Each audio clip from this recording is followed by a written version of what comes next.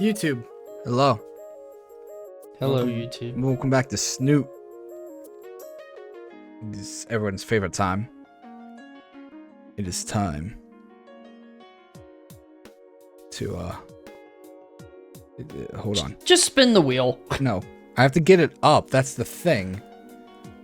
Spin the wheel. You know what? Now I'm just gonna assume your mod is the wheel. They made the wheel. Hey, Kerb. We don't want to forgive that Gator. I don't want to forgive that Gator. I don't like this. Well, sucks to suck. That's a Wani mod, obviously. So we need to get Wani up. Well, you know what I say about this? Nothing. Because I don't have control. Oh, is this one long? Oh. Oh, really? Well. Like how long? Because depending on what you consider long, oh, an this hour is could be like long. 527 megabytes. I don't know what that means. Kerb, in comparison, spinning her wheels is 80. Okay. So how long was the last, not the last one we did, but the one before that, Moon Princess? It's like 3 or 4 hours long. That means for us it's like 6 hours long. yeah, it really is. Do we want to do another part 2? Because like we planned on just doing voices tomorrow. That is true.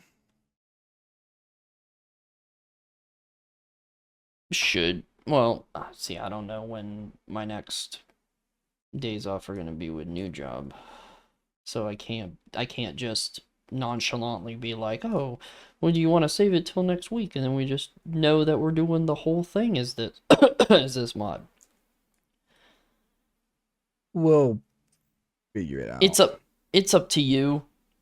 It's just it's gonna be parted, and the parts are gonna be. I mean, just always assume spread out by weeks.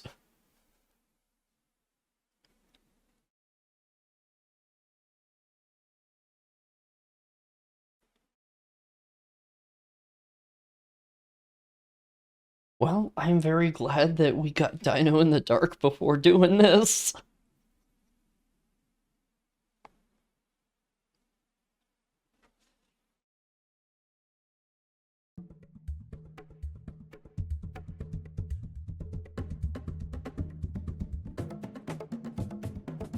You launching it up? Yep. All right. Don't be sad if it takes an entire month to get to part 2. I'll be fine. Because we will get like 3 hours in. I literally deleted these. Oh wait, no I didn't. Why is there 2 I don't want these?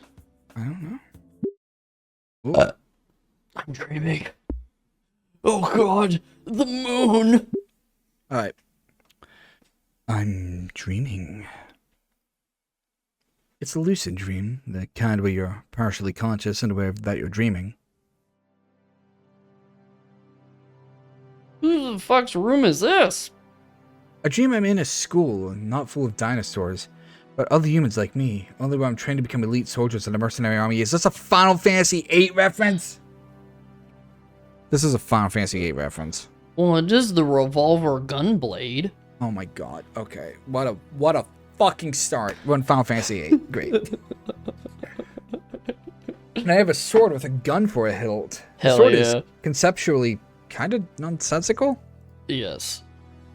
Okay, I'll admit it's completely stupid. And yet, in spite of that, it still manages to be badass for some inexplicable reason. Why?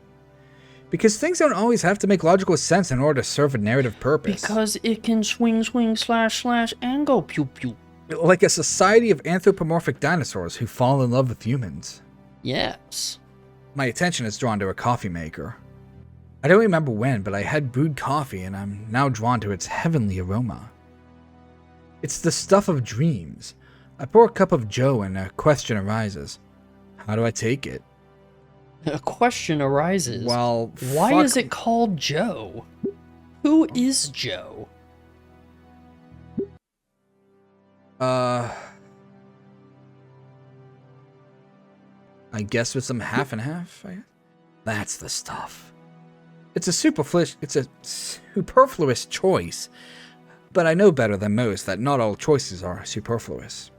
Thanks. Sometimes they can affect the future in ways you can't imagine, let alone comprehend until thorough self-examination has been done. As though made of liquid memories, the coffee reminds me why I'm here. A transient guest of this dream world. It's because of all the choices I've made, there's one I regret. Only in my case, it's not the choice itself I regret necessarily, it's why I made that choice. All too often I thought to myself, if only I had known then what I know now. And in this case, all I can think is, what if I had shown more backbone? Where is this even taken from, by the way? I still remember that day in the rain when I found her, alone, wet, and miserable. Herself full of regret for the choice she had made. My heart had been overwhelmed by both pity and nascent love. It had blinded me, I admit. Not completely, but enough to override what ought to have been righteous indignation on my part. Why had I not gone angry? Even if I loved her, I still showed weakness of character that I let my love override my sense of righteousness. Another sip of coffee, and I remember that I'm here so that I may go back in time in order to choose differently. What's that? No, Colonel Campbell, I promise I'm not going to cause a time paradox. Who's Colonel Campbell? Metal Gear Solid 3 specifically. How do I know? Because I know that regardless of whatever I choose, however counterintuitive it may seem, every outcome will lead to me and Olivia continuing a mutual journey together. That's obviously the most important part of our shared destiny, which cannot be altered, though other events may change, Jesus. It's just the reasons that will be different this time around. I just have to know. What if I had done more than let her fail? Because what failure was there in the mere threat of facing consequences, only to never actually face them? She had gone off too easily, and though I want to resent her for it, I can only resent myself for not having been truer to me. Only now I have a chance few are gifted with, to change the reason themselves for better, or possibly worse. The reasons for everything. They are the essence behind the energy. If I could forgive her again and sum up the reasons why in one word, what word would it be? Chicken. Another sip of coffee and I can see 5 possibilities come to me, each defined by its own word. Understanding. I know only too well I can never fully comprehend what it was like to deal with the difficulties she faced every day. Sometimes I feel like I narrate like fucking William Shatner. I put a little something on the moon. Yeah, I put a little too much emphasis on certain words, and it's really just because I have to like pause for a quick second to read the sentence or take a quick breath. But I know she and I had other things in common, and maybe those could form a bridge to mutual understanding. Compromise. God knew she and I had our flaws. Maybe if we could have admitted more of our flaws to each other, we could have grown a stronger bond. Loneliness. Part of me didn't care about any reasons. I just didn't want to be apart from her. The thought alone was too soul-crushing. There was a dark side to me that had seen the kind of pull Ben wielded, and I had wanted it for my own. After all this time, did I still want it? This goddamn world would be where Anakin is from. She's from Final Fantasy VIII, yeah. Agency. But above all else, I knew what we both truly wanted was the freedom to define ourselves and live our lives unshackled from preconceived notions and prejudices. God, so... Moon. God, so I plan on playing every Final Fantasy eventually. I'm sorry. And like, man, 8's gonna be fun. Well, so here's the question though I have. Yeah. If you're gonna play every Final Fantasy, Mm-hmm. are you playing every Final Fantasy, or are you just playing certain ones that go in the number? So like when you get to 7, are you actually playing original 7, or are you gonna play the remakes of 7? Numbered and some extras. So like we're gonna play 1, 2, 3, 4, 5, 6. We're not gonna play 4's whatever it's called after years. We are gonna play tactics, and maybe advanced tactics or tactics advanced. 7, I'll give Crisis Core a look at. I enjoyed Crisis Core, but see most of but I think I only enjoyed Crisis Core because it gave me more information into 7. See, that's the thing. I'm forcing you to come along for Final Fantasy 6. Go for it. Because Final Fantasy 6 is my favorite, and I'm like, I want you to enjoy it. I will question everything. Okay. As I do. And then we'll get to 10, and of course I have to touch 10 too. And don't get me started on 13. 10's the one with the whale, right? What? I mean, yes. If 10's the one with the ball game. yes, Blitzball. Yeah, the one where they're like, we fly and we kick ball. Oh, we're skipping 11 because I'm only streaming one MMO, and it's gonna be 14. Let's be real, it's going to be 14. Okay. What was the? Because like the ones I think because of course I like 7. I mean, I was young. Insane, yes. Very much and so. then I liked everything like Crisis Core, and then what's the one with Valentine? Dirge of Cerberus. Yeah, and I like Dirge of Cerberus because you freely moved about. Yeah, and that was the first, that because I was playing 7 and playing all the other ones, and they're more MMOs, and then I thought Dirge of Cerberus was gonna be another MMO, but it wasn't. And I was like, oh, okay. And then what was there was another new one where you like played like that, where you're more freely moving. 15. Is it 15 where you you can teleport different weapons? Yeah. 15's fun. It's just it's a left turn from Final Fantasy.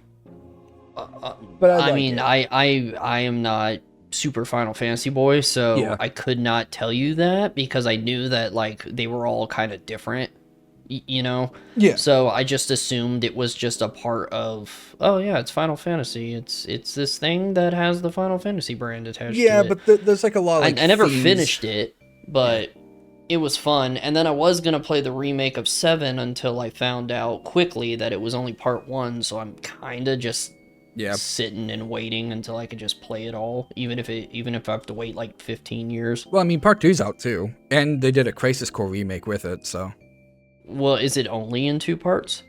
There's going to be a 3rd. See, that's what I'm saying. So, yeah, I know. But I'm just saying you don't have to wait that much longer. Well, if they stop at 3. I mean, I thought I wasn't going to have to wait that much longer to finish Attack on Titan when it was Attack on Titan final season. Oh, sorry, that was part 1. Here is part 2. Okay, so you're done? Oh no, there is also part 3, and then we're going to have 2 movies. Yeah. So, ever since that, I just am like, okay, when people say it's done, then I'll know it's done. Yeah. Okay, well, downing the last of my coffee, I prepare myself to awaken in the body of my past self. Today is that fateful day. Don't you just love your dreams where you just wake up and all you do is drink a coffee? I do not have dreams like that.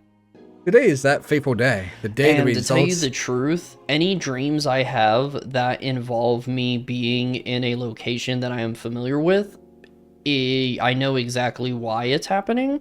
And it's happening because I am suffering sleep paralysis. So, no, I do not like normal dreams. Okay, well, the day the results of the art contest are announced, I feel the memories of this place slip away as I slide into the waking world. I won't remember this place, save for the aroma of the coffee. But in my heart, I have already made my choice of how to deal with her when the time comes. The question after that is, what next will I choose, and why? If Inko has never played video games, why is he dreaming of Final Fantasy VIII? Doesn't he... Hasn't he played video games? No. It's just he is not... No? No, it's very much the fact that he's hardly touched them. Yep. My hunt for the berry. Yeah. He did say he was acting as if he didn't know what was going on. It wasn't like he was like, oh yeah, now I'm stuck in Final Fantasy VIII hell. Yeah. Okay. No. My hunt for the baryonyx leads me to the second floor of the atrium. It feels like there's a lead brick in the pit of my stomach as I internalize my current situation. There is a lead pipe in the pit of my stomach, and it keeps going. The soft pattering of rain on the window brings my attention to a gloomy image of Volcodera Bluffs. My eyes wander along the school's pathway, covered in mud thanks to the earlier rainfall. Wait a minute. Those look like tracks in the mud. Wait a minute. My girlfriend's in a wheelchair. I burst through the main entrance doors, and I am met with countless droplets hitting my head. A dark overcast has rolled in. The forecast called for on and off rain during the day, but pretty gnarly clouds. Makes it look like an early dusk.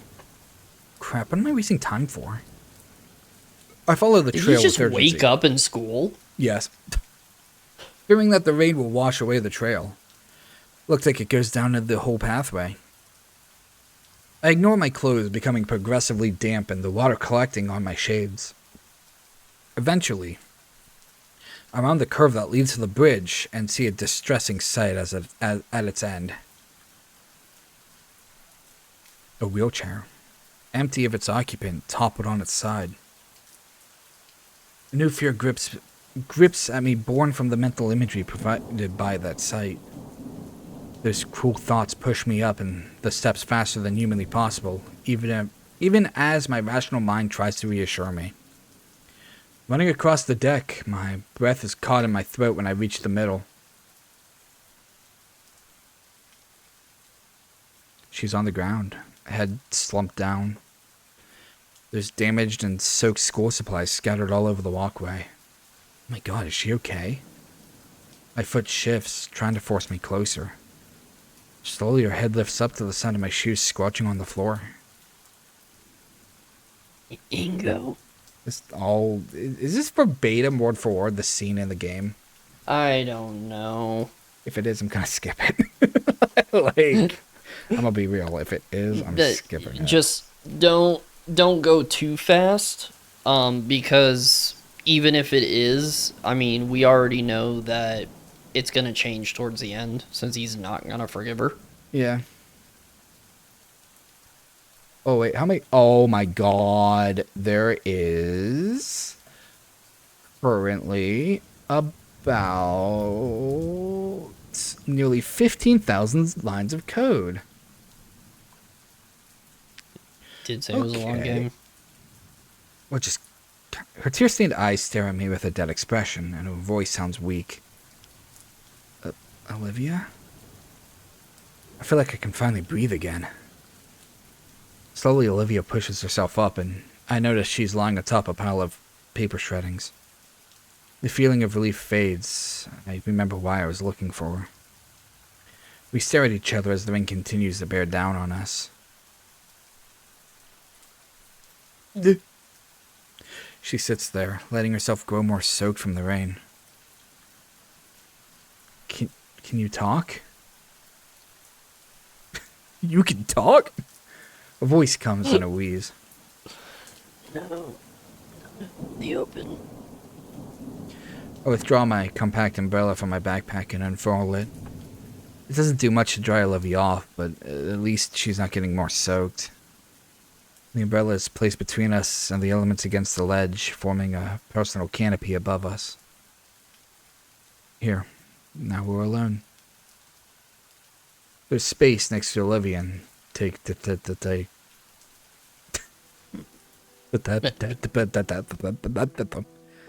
It's odd. You sat together before, but sitting on the ground in the rain. Inko, there's like little versions of us in front of us now. They're my action figures. And the room is just a little claustrophobic.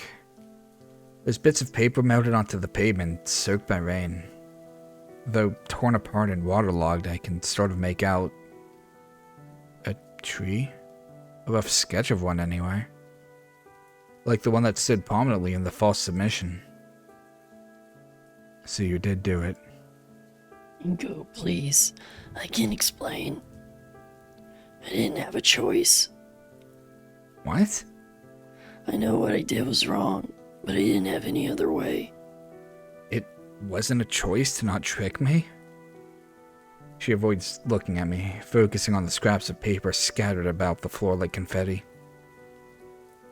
It wasn't to trick you, I just... I get it. You're mad at me. No, I'm confused. I thought we were friends. I wasn't expecting it. I wasn't expecting you. She pauses to give her throat some respite. Her usual water bottle isn't anywhere nearby. A shaky breath escapes her mouth. When you came around, I thought you were no different than the others. That you were some self-centered, pretentious midwit who only cares about his image. Well, you're mostly right, but... That's when I got the idea of using you to swap out your art with mine. Using me? The declaration makes me feel hollow.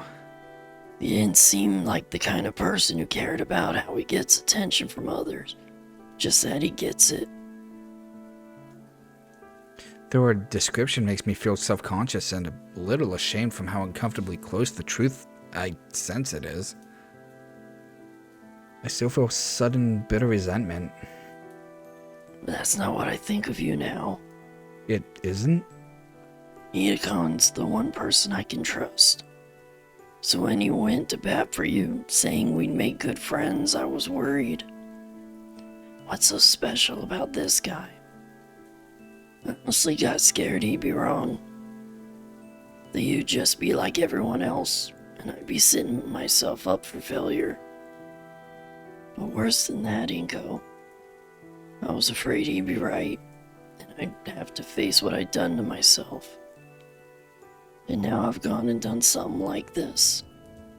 Switching my contest entry? No. Okay. She nods, swallowing hard. Sorry, AMD was trying to open up a command prompt. You will notice me! Witness me! I wasn't thinking. You're damn right you weren't thinking, is what I want to say. And I'm shocked at the rush of anger I fight to contain for her sake. Suddenly, everything was out of balance.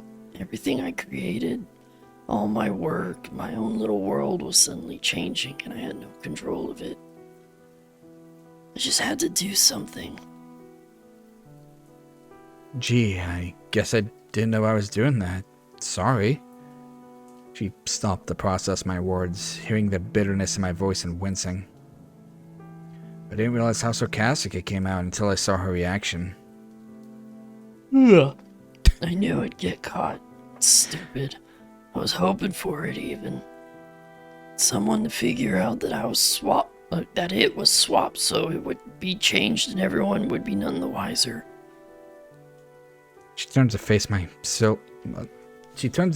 with silver eyes welled with tears. I'm sorry. Yeah, you will be. I'm sorry. Please don't hate me. Please. Inko, stop moving the script. Inko, Hold on. give me the papers back. No. It's supposed to be an emotional scene. There you go. What was Just what? don't want... What? What was what? What? There shouldn't have been anything that showed up on screen other than the game. I didn't see anything.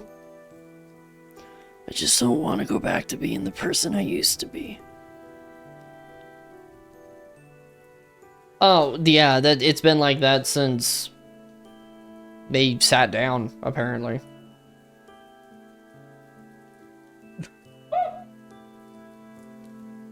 The person who didn't care about hurting you. Oh, you will be. Torn between anger and sympathy for how regretful she sounds even. I feel my insides bottom out. I shit my pants. Ooh, Olivia, I'm brown. Inko, I don't think this is gonna work out. Sitting here pouring my heart out to you. Yeah. I take back everything I said. But fucking, you don't deserve a submission anymore. There's only one thing I can think to ask. How could you do this to me? It wasn't personal, I swear. It was. I just wanted to see what people thought of my art without knowing I was the one who made it. Why? Why not? Why fuck it? I mean, YOLO, right? Isn't it obvious? Oh, it's always the same thing. Her voice takes a deeper pitch. Oh, wow, you're so talented. Why are you smiling at that moment? Why are your eyes shiny now? She's doing impersonations. Oh. It's fine. This time it's a higher, shriller tone. I mean, because you are disabled and all. Her voice returns this time, weighed down with contempt. For all their kind words, it always comes back to those disingenuous platitudes. It never felt like they truly cared about me or my interests. It was always just blind praise because I'm doomed to never measure up to the same level of expectations. I gotta take a drink.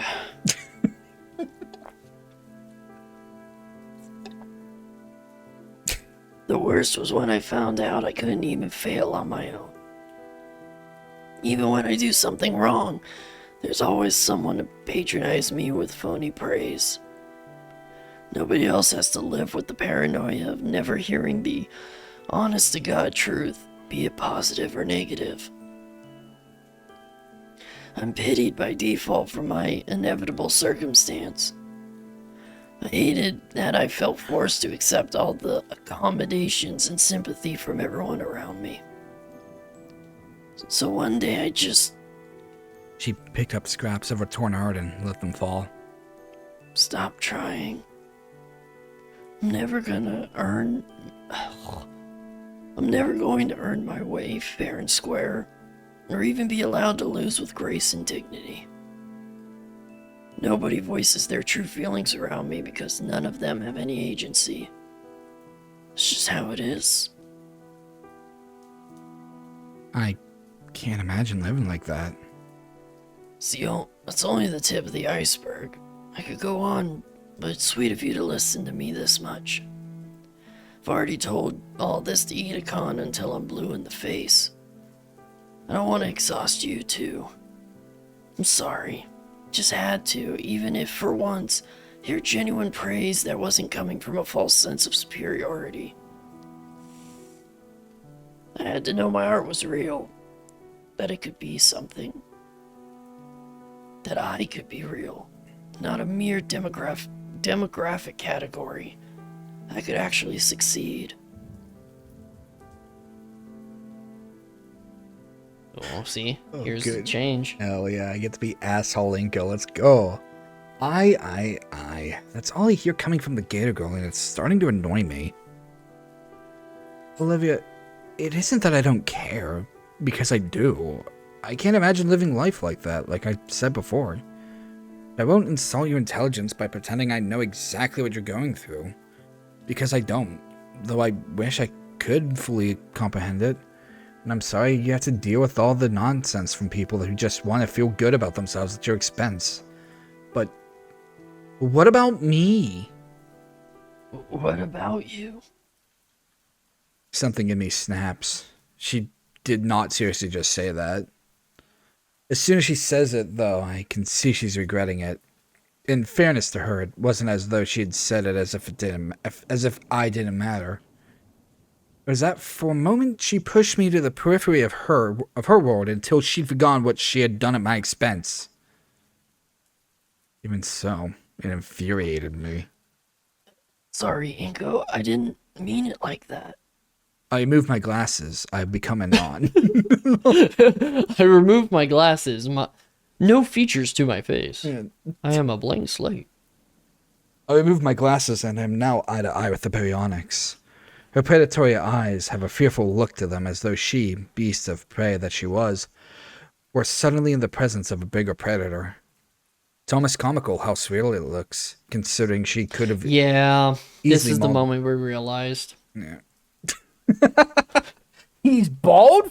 Why no one told me?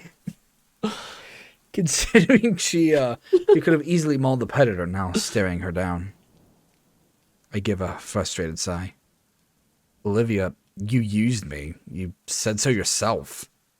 That was before I got to know you. So it's only okay when you don't know me? She grimaces from the observation, knowing full well how selfish and inconsiderate she sounded. Inko, I'm sorry. I hold up my hand to stop her. I'll let you talk. Now please just let me see my piece for a moment. No! Oh. She nodded, her eyes still full of fear. I sigh again, taking a moment to collect my thoughts. I don't want to explode on her, and I don't want to seem like I'm only acting on raw emotion, because it's more than just a trust issue between friends. It's a moral issue. I mentally collect the right words to express my arguments as well as I can, knowing that I have to drive the point home, to the heart of it all, so she has no way to wiggle out of her responsibility. No wiggling from you. Good thing I'm doing so well in English this semester. Right on cue. Yeah, huh? I'll have to remember to thank Mr. Mugen, the beatboxing English teacher, and tell him Inko-kun is doing him proud. What? I think that's another game reference. Oh. Yeah. Olivia, I've always respected how candid you are. So when you say that I come off as a pretentious, self-centered midwit who only cares about his image, well, I can't say I like hearing it, but I know there's probably more truth to it than I like to admit. If that's truly your honest assessment of me, then fair enough, I accept it. She shakes her head, opening her mouth and inhaling as though to take it back. I hold up my hand to stop her. And Mugen, it's a fighting game engine. I know Mugen from... Actually, I think it's a Samurai Champloo reference. Oh, okay. Because Mugen is a character in that, and it deals heavily with hip-hop and Japanese crossover. Okay, well then, yeah, there you go. So I think it's a Samurai Champloo. There you go, then Kerb got it. And I mean, that would also track, because that's just another Japanese character is the English teacher. Yeah. Yeah. And I'm sorry you have to live with disingenuous phonies who offer you their pity to feel good about themselves. I don't like people like that either. And if I could, I'd make them see your art the way I see it. The way I see it for the first time, and I saw your picture and marveled at how beautiful it was. I have to fight to keep my voice steady, because I really mean it. And knowing the creator of such beautiful worlds has exploited me like this fills me with a bitterness I've never before felt. But you used me. Whether I was a dumb midwit or not doesn't matter. You saw me only as a proxy for your vicious self-gratification. Eyes wide in horror at the realization. If she can make uncomfortable observations about my character, then so can I. Fighting to control the anger I felt rising, I press on. What about my art? What about my agency? I was really looking forward to the results of the contest. I thought I could win, but even if I didn't win, I could still hold my head high knowing that I had tried my best and used that as a metric for improvement. These are all fair points. Yeah, it kind of is. No, I don't get to have either of those things because you denied me my agency.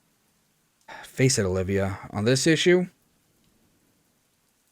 you're no different than they. And she died right there. The dam behind her eyes broke. She fell into my chest, clutching at me and crying once more.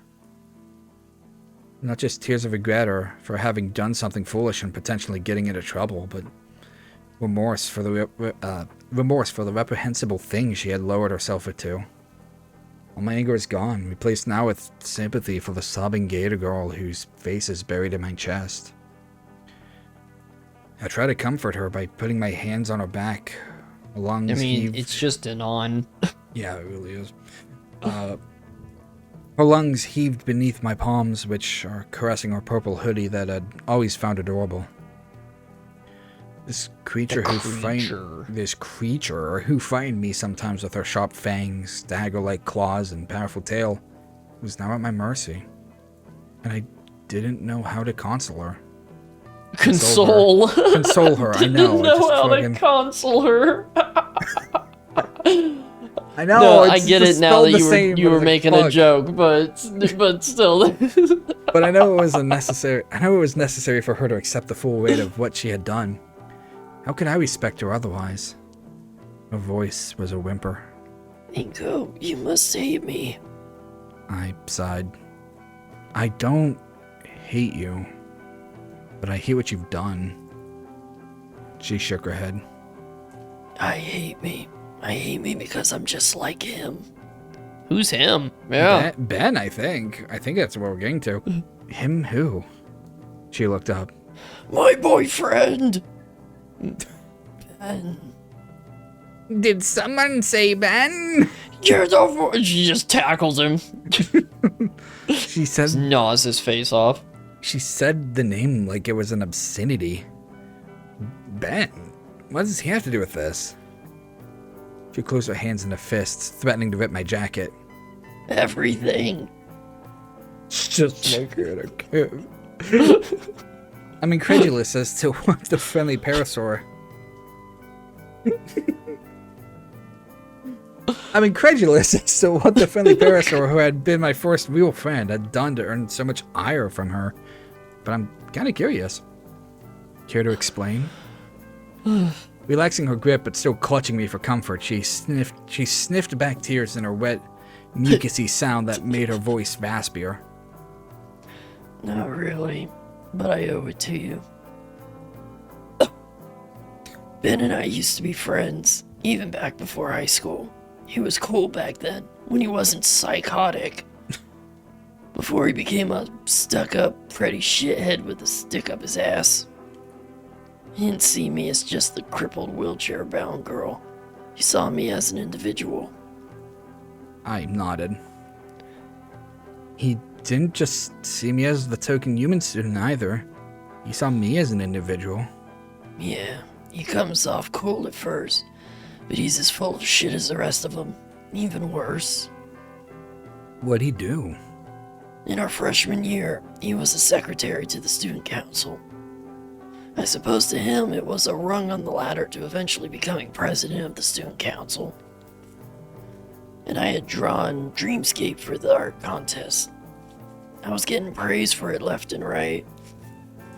I felt good about myself for the first time since I was old enough to start feeling self-conscious. My art that I had worked so hard to improve at, that I had put my heart and soul into all summer, was being recognized for what it was. At least that's what I thought. I later found out Ben had written a glowing article about me in the school newspaper, talking about the differently abled yet talented poor girl in the wheelchair, with a heart of gold and a soul too pure for this world. Yeah, it's fucked. Oh, for coming by determination alone. Yeah. She had said the last part with disgust. Even I had a gag from the sudden taste of diabetes-inducing saccharin in my mouth. Naomi? Olivia smiles at my expression for a brief moment, then continues. Before I know it, my peace wins by a landslide, and I'm handed all this praise and notoriety that felt unearned. I felt sick. I felt sick. I felt sick to my stomach with guilt. But you didn't make Ben write that article, and it really is a beautiful piece. To you, perhaps. And I'm glad for you. And I'm glad for you for that. But to me, it's a constant, ugly reminder that I'm practically fused to that fucking chair. Worse still is knowing that there could have been someone more deserving than I. That would haunt me. And it does. And I hate Ben for it because he wronged 2 people. And you know what he told me? He said even if I ever wanted to succeed in life, I would have to take advantage of other people's pity. Just as he himself took advantage of me to climb social ladders by claiming to be friends with the talented crippled girl. He outright admitted that to me.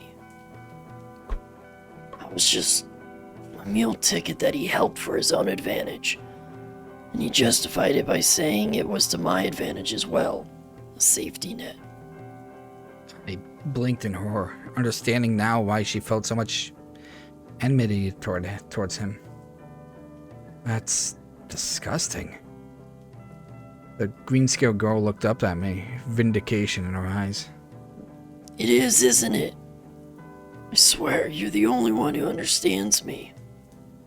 I'm flattered to hear you say that, but I have to admit, I probably would have agreed with Ben, at least somewhat, earlier this year about taking advantage of your condition. In fact, I recall saying as much to you at lunch a few days ago, and you were rightfully upset with me. And for that, I apologize.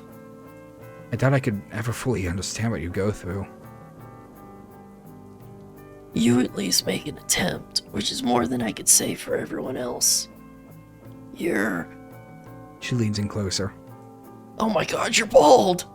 When did that happen? What the fuck? I can see myself in your forehead.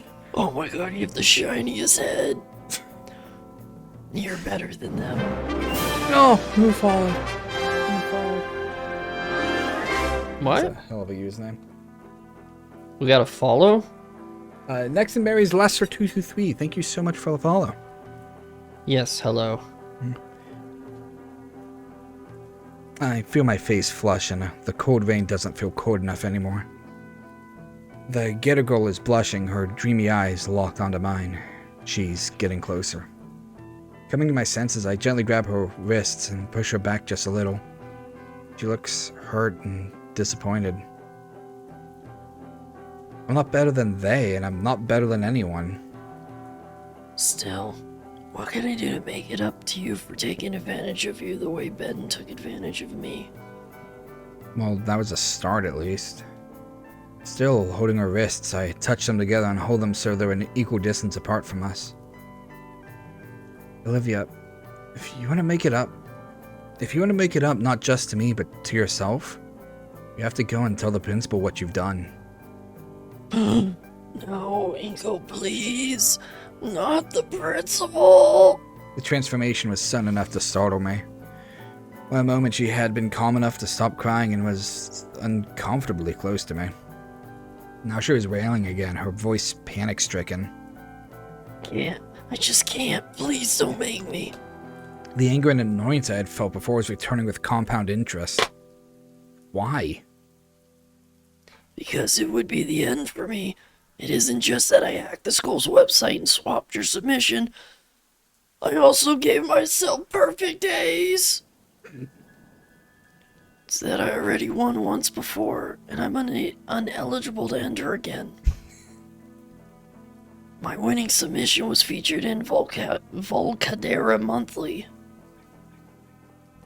Wait, that's actually Volcadria.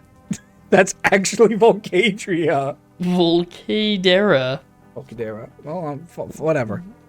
Volcadera. Volcadria. Yeah, the R would be after the D, yeah. I finally say it the way you people want me to say it, and now this game is telling me I was right all along. No, I'm wrong. That's Nope, not okay. nope. Okay. I heard it straight from the Jack. I am correct. Why would you ever assume anything I say is correct? You're right. I don't trust any of you people. All the accolades would be rescinded, and with that on my record, I lose any chance I might get to have a scholarship. Even though I could just make more. I'd be doomed to nothing. I took a bite of it, Johnny. I couldn't resist. Okay. I'm sitting there talking. I'm just staring at the donuts like, when? When will my time arise? Lose my one chance at doing the only thing that's ever made me feel alive. But for a living. Oh, okay. Yeah, that's exactly what I thought. How? I'm putting the donuts away. Just another fucking person winning commission. I want to paint, but not if it means working on a call center for the rest of my life, spending meager earnings on art supplies while my ass gets fatter. Oh, hell yeah. Oh. My head is pounding. I feel a mixture of anger and pity for the Gator girl, whom I'm now seeing is very foolish. Olivia, I'm sorry, but you really should have thought of that before you made the switch. I know. I wasn't thinking. Yeah, no shit. I'm shocked at the language that just come out of my mouth, seemingly of its own will. Olivia looks shocked, too. Shocked and frightened. I apologize. What's more, it'll ruin you too. How? Because it will look like you were complicit. Like you were working with me to commit fraud. I clutch my hand in frustration, fighting off a wave of panic. There is that word again, echoing in my head like a death knell. Dooming my own prospects of being a big-shot social media influencer one day. I'll be the subject of gossip even before I had a chance. Whatever career prospects I had would be tarnished from the get-go. For God's sake. I'm sorry. I'm so sorry. Olivia, just give me a moment to think, please. She silences her renewed, panicked babbling, and I take the moment to calm down.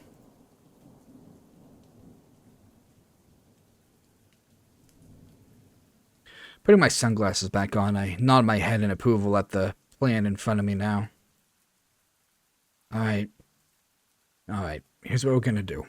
We're gonna take it to the grave. We're gonna forget this whole thing happened. I already told Ben that wasn't my submission. He's already informed the principal of the mishap. But as far as anyone else knows, you didn't have a hand in it, and neither did I. It'll look like some error and some other culprit trying to mess with me. We don't need to tell anyone. She breathes a sigh of relief. Thank you. I owe you one, but I don't know how to repay you. At least that prick Ben turned out to be useful for something, even if all this was really his fault in the first place. I found her accusation of Ben being the true culprit dubious at best. How is this his fault? She looks back up at me with defiant indignation, as though I had dared to ask her such a thing. Because he made me this way. I was too spent to debate the matter. If anything, her wanting to offload her own guilt had made up my mind to the other thing I was considering. I wasn't sure if I wanted. I guess. Listen, as for owing me anything, forget about it. I'm tired, and I'm hungry. I'm cold, wet, and exhausted. Hell, I don't even care about the damn contest anymore. I just want to forget what happened. I raise my head and lock eyes with her again. She looks at me with fear and hope. And I want to forget you. Olivia's eyes widen in horror. There was a low growl of thunder in the distance. What? If I'd known this was going to happen, I wouldn't have bothered trying to be your friend. I wouldn't have bothered talking to you in Idacon's class, or drawing doodles with you in Miss Prockling's. I wouldn't have bothered coming to Damien's house so we could gather moss together or whatever. I wouldn't have even bothered walking beside you when Mia was bullying you. I'm not sure where all these bitter statements are coming from, but they're tumbling out now. Driven by a deep resentment that I can feel stretching further than just Olivia herself, but brought on by her. As though she was a catalyst or a lightning rod for something else. Something I couldn't explain. It feels good. I would have just ignored you, like you tried ignoring me. With each and every declaration, something in her seems to break until she's clutching her chest as though hugging an invisible companion. Her face, like her ripped iron on the ground, seems to dissolve in the rain. No longer are her eyes full of fear or panic. There's only despair. And I can't help but feel bitter satisfaction at the sight. I shake my head, appalled by my own thoughts. There's a feeling of shame, and part of me wants to take back everything I just said. Then I remember an old saying, that kind you don't even remember from where you heard it. In for a penny, in for a pound. I've already made my decision. The least I can do is not act on it out of bitterness, but rational indifference. She begins convulsing slightly. Her mouth opens and she's dry heaving. It's as though there's no way for her to vocalize what she's feeling. The part of me that felt shame wants to comfort her, assure her that I didn't mean it and that all is forgiven. But another part of me is tired to the point of growing numbness.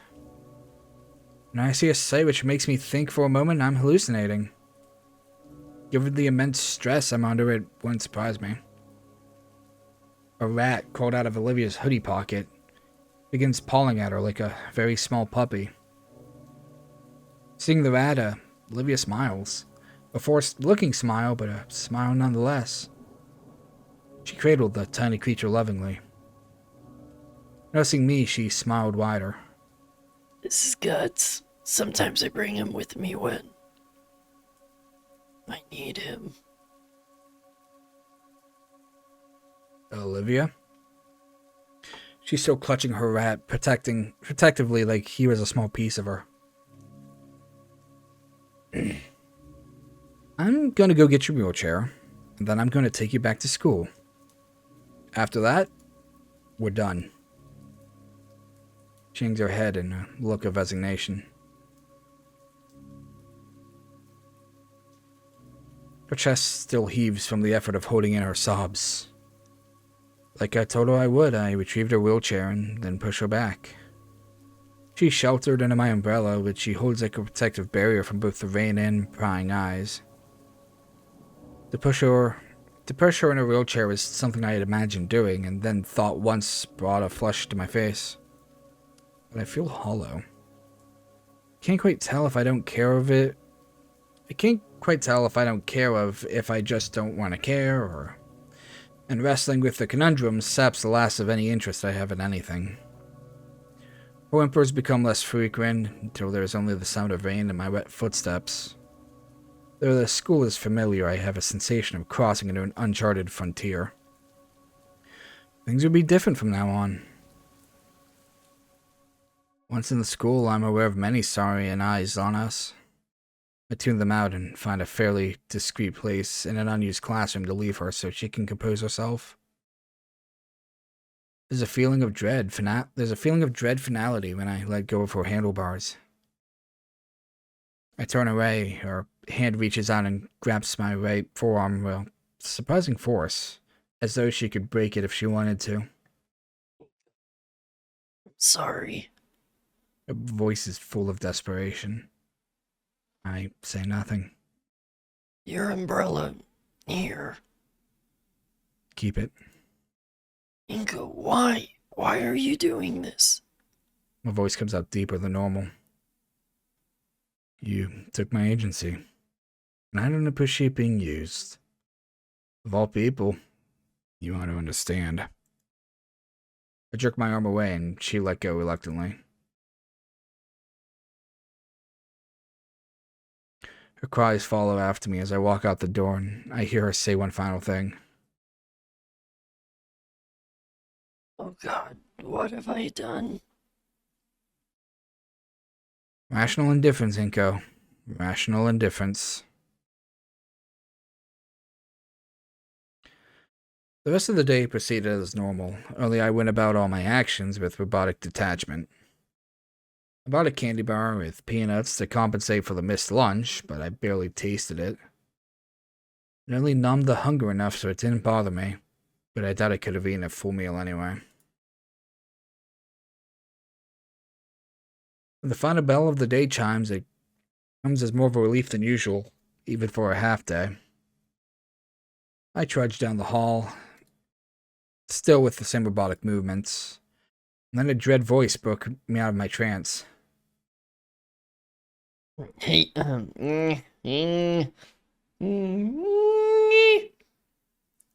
yeah, Skinny. My heart sinks. I remain stoic and continue at the same pace as before. What do you want, Mia?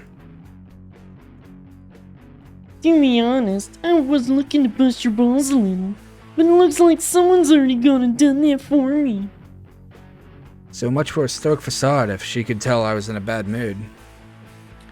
Sorry to disappoint you. So what's bothering you? What do you care? I don't, but I'm bored. I mimic her accent, aware that I'm foolishly risking a reprisal of some kind, like a punch in the mouth, but I'm too frustrated to care. Well, mimic my accent. Well, too bad, because I ain't saying nothing. You also ain't riding in your girlfriend's luxury personal elevator today. Neither. Almost said either. They mean the same thing, Olivia. Oh, did Mia. you not watch our Wani mod? Yeah, it's just like the voice. I was trying to figure out how to do it, and I was like, yeah, it's just gonna be a sassy Naomi. I can't contain my sigh of frustration. She's not my girlfriend. I blurted out before I can think better of it. I'm sorry. I would've known old Crocker, was keeping you around in the friend zone. I winced at the cruel Yeah, appellation. this is my Mia voice. Sorry again. Was it friend zone or Crocker?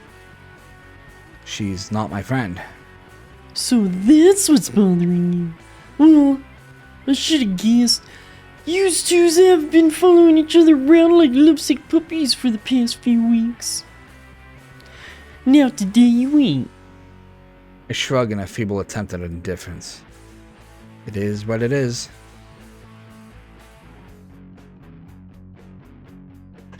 What it is she's got one less rattle in her crib. I guess. I'm guessing maybe you got tired of her self-pity shtick.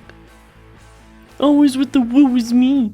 Nobody understands me because I'm a cripple and an idiot savant. Help me out here, Skinny. Am I close enough without going over the mark? To be perfectly honest with you, Mia, I look at the vicious red parasol in her eyes. That pretty much sums it up. That's the way Ben describes it too. He writes one little article about her forever ago, and so she just needs to hold a grudge for the rest of her miserable life. Going behind her back and writing that, though? Should have manned up first and just asked. Oh, so she actually told you. Yep. Saves me the trouble of explaining. Well, even if you're right, she should get over it already. My Benny Boo practically lives in her head rent-free. That's why she's always doing some passive-aggressive shit to him. Gee, poor Benny Boo. I wanted to have things to say, but that doesn't stop Mia from walking beside me. I feel an aching guilt for saying these things about Olivia, but I struggle to not feel it. All I want is her out of my life. Hey, Inko, let me ask you something. Why do some skinnies like you go for us dino girls? You think we're sexier or something? I can tell you how other humans feel. I tend to judge by character alone. So what you're saying is her character no longer passes muster in your book? It surprised me how much it hurt to hear her of all people say that, but that was essentially the truth of the matter. Boy, you're really wound up by your breakup, aren't you? Stop acting like you can read me. Mia steps in front of me and I'm stopped in my tracks. Let me explain something to you, Skinny. You maybe got book smarts, but I got more street smarts than you. And I can read you like an open book. I sigh in frustration. Just how are bullies like her so damn good at that? Hey, would you at least tell me you were the one who initiated the breakup? I stare into her predatory eyes. Yes. She clapped me on the back. Good for you. Why should you carry her emotional baggage? Apropos her being made a suitable luggage material. Apropos? That's an apropos. Oh. But yeah, then I shrug and resume my walk. She walks beside me, but she's not saying anything this time. After an awkward moment, I'm the one to break the silence. So, you believe me? Believe you what? That I broke up with her, or whatever? No, of course I do. But I didn't need to ask or even read your face to know. I could tell already. I just wanted to hear you say it. Did you tell? Because Hot Wheels is the type to hold on for dear life when she actually manages to find someone to pamper her emotionally. But she's so introverted. She talks to nobody except Idacon, Damien, and sometimes Liz. Exactly. Because she's terrified of rejection. So her finding you was like the equivalent of a guy dying of thirst finding a glass full of water in the desert. I don't even realize I've stopped in my tracks until Mia is several feet away. Oh, Skinny, don't tell me you're having second thoughts. I can't find any words, either for her or myself. I simply balk under the gravity of her observation. Hey, let me tell you something. And for once I ain't trying to be cruel to you. I'm a bitch. No shit. And a lover. And a child. And a mother. Not that I wouldn't break your fucking arm for calling me one. But I'm at least a self-aware bitch. That green bitch, though, she's just as pity to coast through life. Don't let her control you, Inko. Not now when you're free. I still don't have any words to say. Mia doesn't seem to mind, though. She just smiles. A smile that looks sympathetic, and puts a hand on my shoulder. You'll be fine, kid. You got Moxie. Whatever the fuck Moxie is. I don't know what Moxie is, or if I even want it. All I know is I'm relieved when she finally loses interest and walks away. But everything else she said sticks with me, and I begin contemplating things I never would have before thought possible. Things I know I shouldn't even consider. Thank God to Jesus it's Friday. Friday. It's the weekend and I'm wishing I had a family barbecue with dinosaurs to attend. I'm in my room, sitting on a small sofa, my feet propped up, my laptop resting on my legs, and a soda in my hand. Ordinarily, this was something I would have looked forward to after the end of another school week, but I'm bored out of my mind. The laptop is running Snoot, and I'm trying to zone out to a speedrun I remember watching live many years ago. Some people in the small audience are singing along to an a cappella rendition of one of the game's themes, and I'm idly bobbing my head to it. That is, until I feel silly. In a moment of self-consciousness, I click off the video, wondering why I'm watching it in the first place. I don't even play video games, but that doesn't stop me from feeling vicarious satisfaction at watching others play them. There's also the parasocial aspect of feeling like I was in the room with them. As pathetic as that sounded to myself as I'm mused about it. Yeah. The next video I've clicked on is running an ad for the latest Clixar movie. Boy, Clixar. No, that was an animation studio that was a long past its prime. Everything it made now seems so thoroughly mediocre. The ad shows being made of water and his girlfriend made of fire. It seems like a real cool concept, but It was an alright movie. every time I look at the water guy's stupid, wimpy face, I want to punch it. Only he's made of, well, water. I grin as I imagine shoving him inside a freezer and waiting for him to become solid just so I can curb stomp him. Wait, that doesn't sound like me. So who would make a joke He's like gonna that? steal Mia. I give a defeated sigh. Olivia would have made a joke like that. Just how much of a personality had rubbed off on me. The ad continues, and a guy who's supposed to be a tree for Earth, I guess, has a sardonic expression as though this is just another day at the office for him.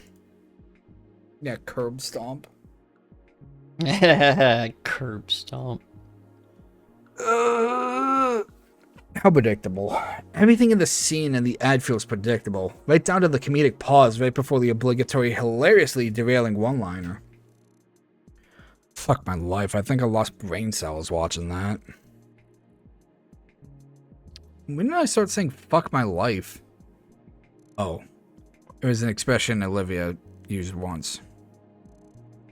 My notification bell turns red and I click on it, relieved to have a new video to watch.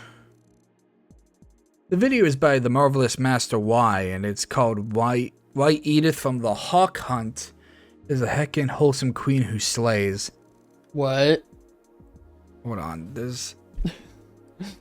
What?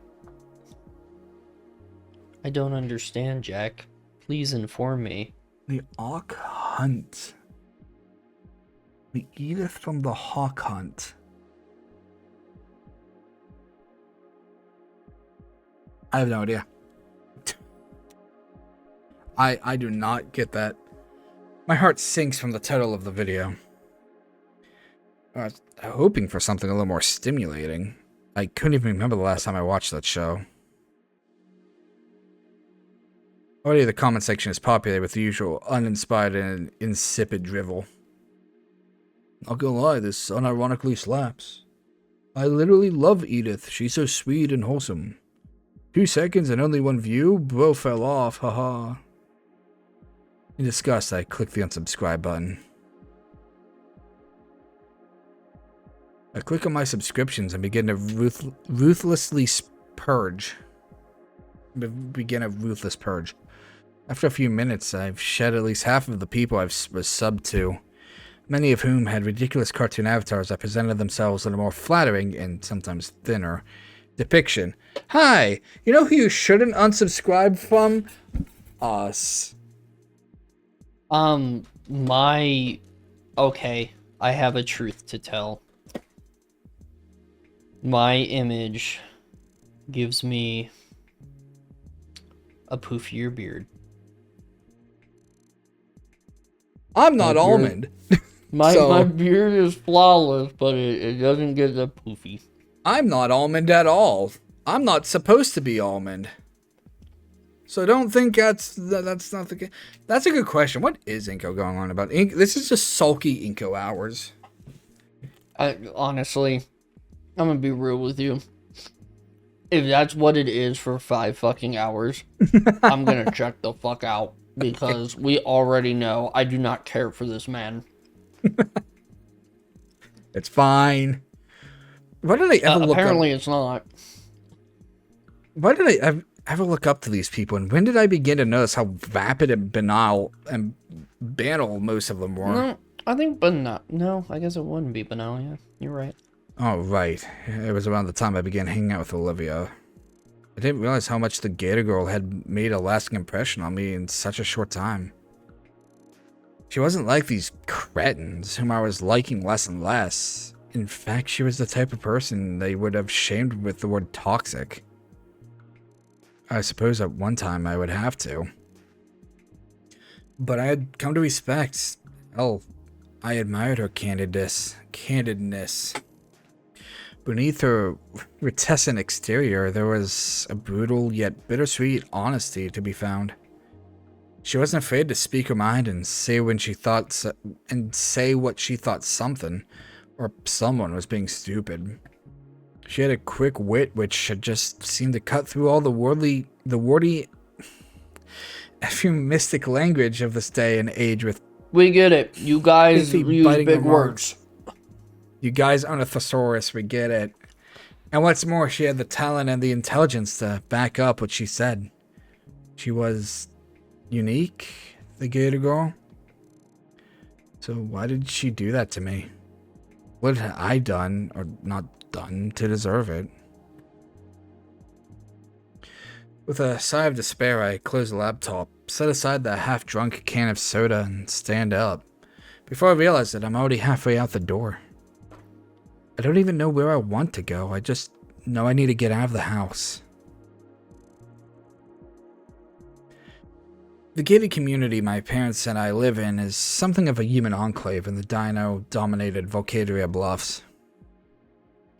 Not a scale, feather, wing, or horn in sight. It was skinny central, for rich skinnies at least. I hadn't yet been to Skin Row where lower-class humans lived, and I've been told to avoid that place like the plague. It honestly just makes me think of Vegas. I feel There's like a I've lot been. of housing communities like that in Vegas. I feel like I've been there. To this housing community. Yeah, like I feel like I literally, I've like stood like in this exact place. It's a pleasant evening, and some people are out and about, either jogging, bicycling, or even sitting on their front lawns. But none of my human neighbors are as gregarious as my dinosaur peers at St. Hamid or Damon's family, the Paynes. We, just all tended to keep to ourselves. As I walk through the neighborhood, hands stuffed in my pockets, lost in thought, I half hope that any of my neighbors will engage in me in conversation, and am half relieved when they don't.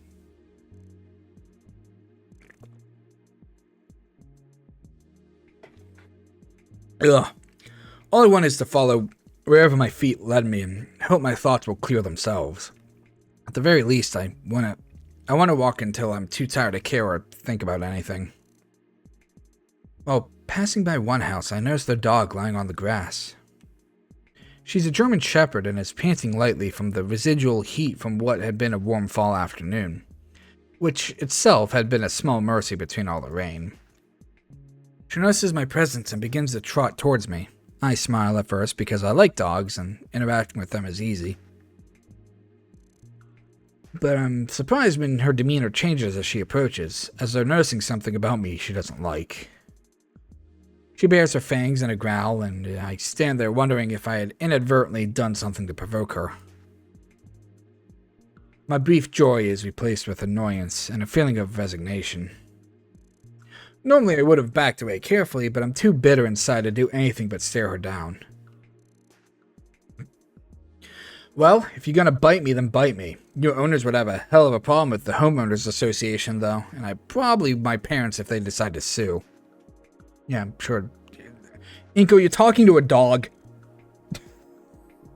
She turns away from me with a whimper. Yeah, and the dog understood. Tail between her legs. It was probably just because I had stood my ground and refused to back down. What was I saying? All bark and no bite? Maybe dealing with dinosaurs has desensitized me to other potential dangers. All I know is I feel lonelier than before when the creature slinks away. He's mean to everyone in this now. Yeah, he's just fucking he's an asshole. Mia is the hero. Returning home, it's with the sense that I've only procrastinated dealing with a problem. Only my room is still clean and all my homework is done. There's nothing to do. I'm still bored. And the problem is made worse from the realization that I'm also lonely. I want a Gator girl to talk to so she can tell me when I'm being silly. Any Gator will do. Yeah, any Gator, really. would give the occasional grudging compliment or smile at my jokes in that way that made her face light up. Then a dread surmise washes over me. I didn't just want her. I wanted to want her. I want you to want me. I recall other moments when I had felt lonely and anxious to get back to school. And simply thinking about her and anticipating seeing her again helped ease that anxiety. I've been trying so hard not to think of her all day that allowing my thoughts of her to come unbuttoned and Biden came as a relief, like exhaling when holding one's breath for too long. So my mic has once again done the thing where it's became unsync with my voice. And the funny thing about that... Is it an OBS problem or is it a mic problem? I think it's an OBS problem. I don't know. And the funny thing is even to me, I'm like, I'm just saying just drivel. Like, what I'm saying is just so uninteresting. Like, yeah. Would she be angry at me for callously leaving her like that? Or would her face beam with joy at the sight of me? I'm surprised when a flush of anger washes over me, as though she had been there all along, perched in her wheelchair and waiting for the moment when I realized I was wrong just so she could lean forward with that smug expression and rub it in my face. No, not after what she had done. Oh, you made Ghost Olivia sad. Get out of here, Ghost Olivia. Now recall how hurt she looked in the rain. Why are you a ghost? Did you die? Monday. First period, physical education. Mia kicked my ass again. I never would have guessed that I would look forward to PE. He's not in the wrong for being mad. No, like I was saying when he was like points. laying out the stuff. Yeah, he was correct, and he's not in the wrong for feeling this way. It's just sometimes you don't think it through, and I mean, again, we have to remember they're high school kids. They're brimming with emotion, so of course he would just be like, fuck you and fuck everything you stand for, and then is now regretting it. I never would have guessed. Yep. Just kid things. It's teenager things, yeah. Yeah, and I think what annoys me more is not his choices and such. I think it's just the way people write him. The only people I know from my school days who acted like him were fucking obnoxious. So he's just fucking obnoxious. If I was Olivia, I'd be like, whew, dodged a bullet.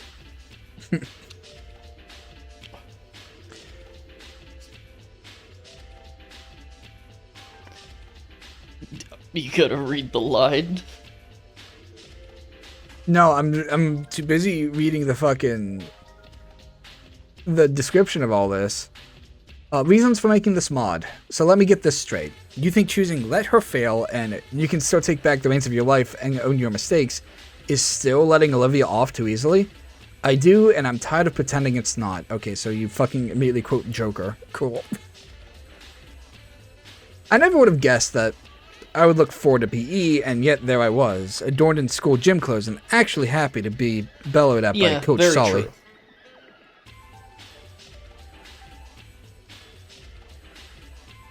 I mean, it is a totally different, he's dealing with his emotions. Yeah. Well, I kind of understood what you were saying, or at least it made sense in my head, because yeah, he's very, I could say it's just emotional. He's very emotional at this point. I mean, who wouldn't be? Yeah. I could be annoyed with Yeah, how so. obnoxious he is, but yeah, like I had to tell Jack, I'm a 35-year-old man who has to watch these teenagers deal with their emotions. We're in our 30s. We've been there though. That's the thing. Yeah, and I Plenty of think that's why experience. it's hard. You know, it's the same with anime nowadays, where I'm just like, please give me more adult-orientated stuff, because I'm sick of listening to the same shit over and over again, where my entire body is screaming, communicate!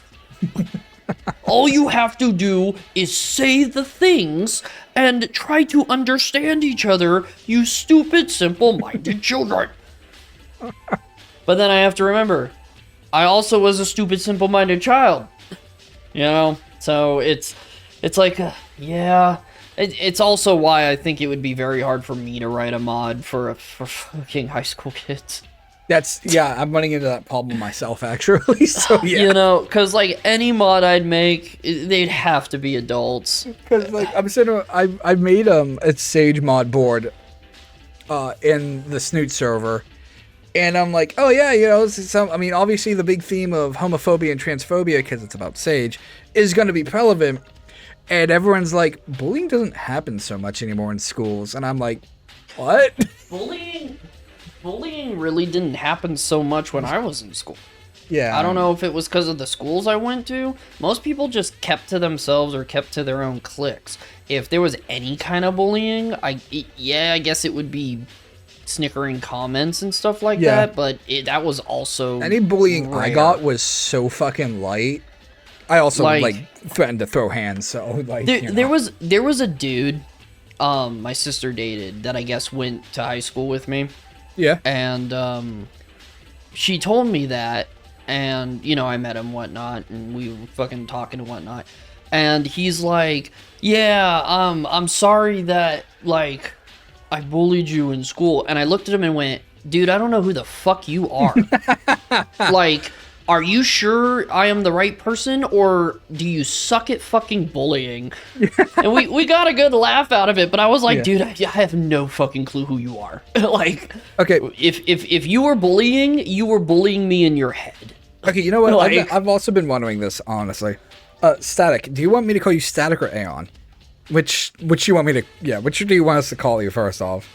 But secondly, yeah, see, I just go off of Static because Static is the username. It's what it says So, here like, on Twitch. When you add it to whenever you add chat to VODs, or if live chat stuff ever happens, then we know who we're talking to. Yeah, that's fair. The thing is, though, is now you kind of realize, like, hey, you know, maybe it's just like, I'm sorry it sucked that it happened in your school, because like I said, I could have just went to schools where people were just didn't care about that shit. Okay. Realize that why does it matter if this person who never fucking like associates with me, why do I give a shit about them? Yeah. Because that's how the mentality in a lot of the schools I went to. I know that it did happen, it just didn't either happen around me or I wasn't around for it. It did happen a fair bit, but never to, like, me personally. And, like, no one, it was always just, like, name calling. It was words, you know? It wasn't, like, that's anything what I'm saying. rough. It's a verbal thing. Yeah. It was very rare that people actually got into fights. I mean, it was super rare. It wasn't like a once in a year thing. I think in my entirety of school, it happened twice. And I guess one of the times was my friend Preston fucking had enough of somebody saying something and Wait, didn't I meet Preston? kicked the shit out of it. Yes. Preston was the Really? the nice mild mannered yeah, like, man. what? No, he even that, is... like, Preston was like a stick. I could never imagine him throwing hands. No. Never judge someone by how they look. Preston could, I guess that's fair. literally break you in half. But Preston is the one that I had the conversation with where I said I had a friend who was dealing with bipolar. That's him. So, you know. Oh, I didn't know that. Well, yeah, of course you wouldn't know. Because I don't. That's not how bipolar works. You don't just look at someone and be like, "Oh, yeah, this person is so bipolar." You met him once. Yes. You met him once for 5 hours at most. I didn't know he was the one. I didn't know he was your bipolar friend. Oh, yes. Yeah. Yeah. Oh, okay. So, yeah, Oh, well, I shit. totally understand that he would kick the ever-loving shit out. I mean, I am a true believer that anybody can do anything. Yes. As long totally. as you do it, as long as you set your mind to it, anybody can do anything. It doesn't matter what you look like. It doesn't matter your height, your weight, what gender you are. It doesn't matter anything. We all can kill anybody. I got a story to tie in with this, kind of in a way. It's gonna come to racism. Oh, you were a subtle asshole. You passive-aggressive bitch. I had to deal with a guy the other day at work. I've and teased people too. I had to deal with a guy the other day at work, and I fucking hated this dude. It was just two groups of people, right? And they wanted a pack of cigarettes. And these were like 40, 45, 50-year-old people. And the one dude's getting the other guy's cigarettes, and he goes, "Oh, I want a pack of, do you smoke menthols?" And the guy looks at his skin, and he goes, "I'm white." And I was like, "Oh." Like, "Oh, okay." He goes, "Do I look like any hard R?" Like, right in front of me. And I'm like... And he repeats the joke again. I literally would have looked at him and went, "Really?" Because I've done that before. I've had people try to say that, and I just look at him and go, "Really, really? Like, your life sucks so badly. Yeah, you are so bored that is what you had to come out. And, you know, really." Yeah. And the reason why I'm gonna cycle this back around to bullying is because this is my entire thing on xenophobia, homophobia, racism, shit, all that. Who am I to make someone else's life worse? I mean, you make my life worse. Well, fuck you too. But yeah, it's like, who am I as a person to go out of my way to make someone else just feel miserable for no reason? Especially people who do. What people don't understand is most of the time when you're bullying someone or someone has a racist or homophobic or whatever comment, they're saying it to someone who has no bearing on their life.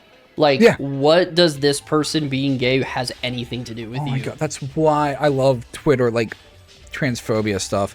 Because it's like, all these trans people are so bad. And then it's like, what does their happiness have anything to do with yours? What does them existing have anything to do exactly. with you? Like, you know, it's so fucking contrived and childish. It's, oh my god, fucking the best swear. advice I will ever give is, if you don't like someone, just don't be around them. Yeah. You know, like, even if it's someone you have to deal with, like, there's a person at old company that really pissed me off. You want to know how I dealt with that? I just didn't fucking speak to him. Like, wow, Kerb, it's as simple as that. What a solution, man. What a thought. Just don't be near them. The problem is people just I mean, that is the thing. It's funny now to say this. I grew up in a very homophobic family. My family still very much is. And I, too, was homophobic and, like, you know, all that stuff when I was, like, 16, 17. And then I found out a girl I liked, like, a lot was a lesbian. Same, bro. And I got I always have crushes on lesbians. And I got so fucking angry. And our mutual friend, she was friends with her, and, you know, she was friends with me. And she goes, "Okay, what does her being a lesbian change anything about them?" And I'm like, exactly. Oh, fuck. You were just mad. It was literally that, yeah. Be in a romantic setting with her. Oh, and now, no. And now I'm bisexual, so yeah. Oh, so she was the cause. Yeah, yeah, you got it. Figured it all out. I wasn't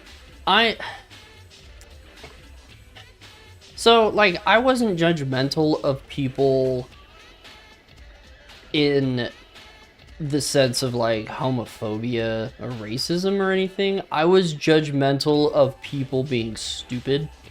And like not looking at someone being like, oh yeah, I bet you're fucking stupid, I'm not gonna like you. It's more of I gave everyone a chance, but then when they started speaking, I'm like, oh no.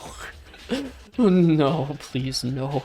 Okay, please don't contact me again. Please shut your mouth. And I mean, honestly, I still, it happens to me sometimes. I've learned that, sometimes people make mistakes on first meetings and stuff like that, so I don't really base too much now on a first meeting, but yeah, there's some people who are just fucking stupid. I don't want to be around them. Please, no. Please, no. Get away from me. Yeah, but, nah. Alright. I think we're, yeah. Anyway. I do a Sully voice. So Coach Jack, Sully, why aren't you responding to their DMs? no one DMs me. I only DM people. No one has ever DM'd me before. Okay. Coach Sully, yada yada, who I know by now only barked at us because of how enthusiastic he was to see his cadets progressing in their basic training. Listen up, sweethearts. It's basketball time. It's basketball. I love that movie. My sacred gym floor can bounce the ball back, but if God wanted it to bounce back into your hand... You never DM'd me. If you DM'd me, I'd be like, sup. Actually, I'd be like, hello. You'd have miracled some basic hand-eye coordination into your heads. Now, let's get started with warm-up drills. He blew his whistle furiously, and we started with basic dribbling exercises. We alternated dribbling with our right hands, then our left, then back and forth. I was getting into it when I had a sudden thought. Next period was AP Art. She will be there.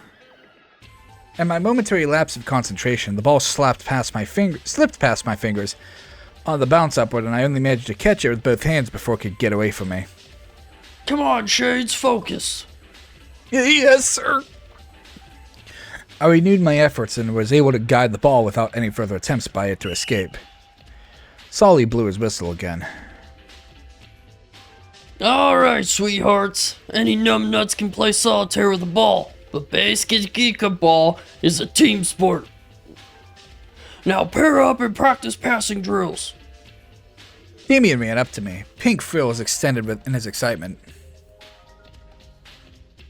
To see him come up to me eagerly filled me with this sorely missed feeling of camaraderie. We began passing drills, alternating from direct passes to bouncing passes. You have a good weekend, Inky? Not really, if I'm being honest. Good! Smacks him in the face. Oh, I'm sorry to hear that. What'd you do? I broke up with, your sister-in-law. Nothing. My sister-in-law? You mean, well... I mean, I guess the closest thing would be is... No, I don't know. God sibling. God sister. Yeah, God sister. One of those weekends, huh? Yeah, I didn't do anything either.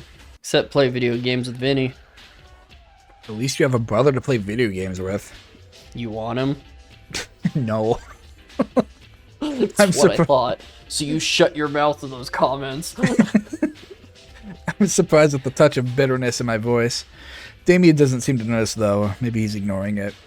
Oh yeah, I forgot you were an only child. You poor, pitiful soul. Yeah. Hey, sometimes I wish I was an only child. Though, don't tell folks that. Please, don't tell them anything about me. I get the feeling he had only said that to make me feel better. I segue the conversation back to something more pleasant. I'm just glad to be back at school, where it's less boring. Right? Never a dull moment around here. Alright, cupcakes. There's no I in team, just as there's no player class called me. Cupcakes. Cupcake. Okay. Yeah. And no team is complete without a mission, which is to beat the other team mercifully. And because we're all scrambling the usual teams today, you will now face off against your comrades who will show you no mercy. Ah, shoot. Looks like we gotta play against each other. Don't think I'm gonna go easy on you just because we're buddies, Inky. God damn it, I love you, Damien. Of course not. I'll be offended if you did. And Solly would be pissed. We went out to Why are you so cute? We went to our respective sides and took places with our teams. Mia stood next to me. You feeling any better, Skinny? I shrugged. Yeah, I guess so. Not still thinking of her? Why would I? Good. 'Cause Why? You need to be thinking of me. Now don't slow me down out there. 40 minutes later, and I was more exhausted than I had been since my first week. It was all I could do to keep up with Mia, who didn't seem to lose any stamina. She seemed to be relying on me more than our other teammates to pass her the ball, which she would lose with deft fingers and elegant jump shots, her body moving backwards gracefully as she flicked the ball with her right hand in the opposite direction, pigtails trailing her after. She had managed to score 5 3-point shots, and in the last minute, to my surprise, she had passed the ball to me. Not that we had needed to score any more points, as we were up by 12, but I took the shot anyway, lost in the heat of the game, my mind thinking of nothing else. To my surprise and elation, the ball managed to go in, caught by the net with a whoo, and putting us up by another 3 points. A voice from our team called out, Yeah? "Alright, let's go!" Great work, maggots. Now hit the showers. Solly shot me the biggest grin I had yet seen from him. I stood there panting heavily. Oh, it made him sweaty, gross. I stood there panting heavily, fatigued almost to the point of passing on, but also bursting with pride. Mia sauntered up to me and said 2 simple words. Not bad. Not bad, huh? That was practically a compliment coming from her. Guess I'll take it. I set off for the boys' locker room, and Damien falls in to step beside me. Wow, you kicked ass, Inky. So, you gonna hit that? Well, Mia did most of the work. Nah, that was all you. Everybody on that team was in it for themselves. You were supporting them all through. You think so? I know so, dude. So I said it's a team sport. And you were playing with a team mindset. I think my mindset was not pissing off Mia. I guess that would scare me too. Chick is crazy. True, but she also had a one-track mind. You just gotta tell her what she wants to hear. I showered in cold water, which helped cool me off and had been my custom since the second week. My cold-blooded classmates thought I was crazy as they preferred to bask their scales in steamy hot water. I found the cold reinvigorating, and once showered no longer felt fatigued. You know, I never showered in high school. Nah, I didn't either. Well, you know what I mean, but yeah. Yeah, no. Like, nah, yeah. No. I don't. I think the only people who actually did were people who did sport club stuff. Yeah. I don't think anybody in gym actually fucking really showered. Yeah, I could not have, got in there and just, I did not have the confidence for that. No, I mean, even, no, it's a personal thing. No. You know, it's privacy. Yeah. We as Americans are not, we're not trained in, bathhouses and shit like that where you're just around people. It's always just a private thing. Yeah. Damien and I waved each other off. See you at lunch. I set off, my feet carrying me with accustomed movements to my next class, which I remembered was AP Art. My step slows. I enter the class and she's already there at her accustomed spot. She practically looms like a monolith in my periphery, her signature purple hoodie dominating my sight even without looking directly at her. I take my seat next to her and focus on the teacher's desk in front of me. I can hear her breathing. God, Olivia, could you stop breathing? Would she try and ignore me like I had said I would ignore her? The thought alone creates an almost unbearable tension until finally she breaks the silence between us. Hi, Inko. God, does this have multiple fucking endings? It probably does if it's like 6 hours Oh my long. God, it And probably does. which ending are we going for first? Blind. Always blind. Okay, but I mean, from this point, you're kind of making a decision. Ending 2A. Ending 2C. Holy shit. Oh no. What did we get ourselves into? No, what did you get us into? Okay.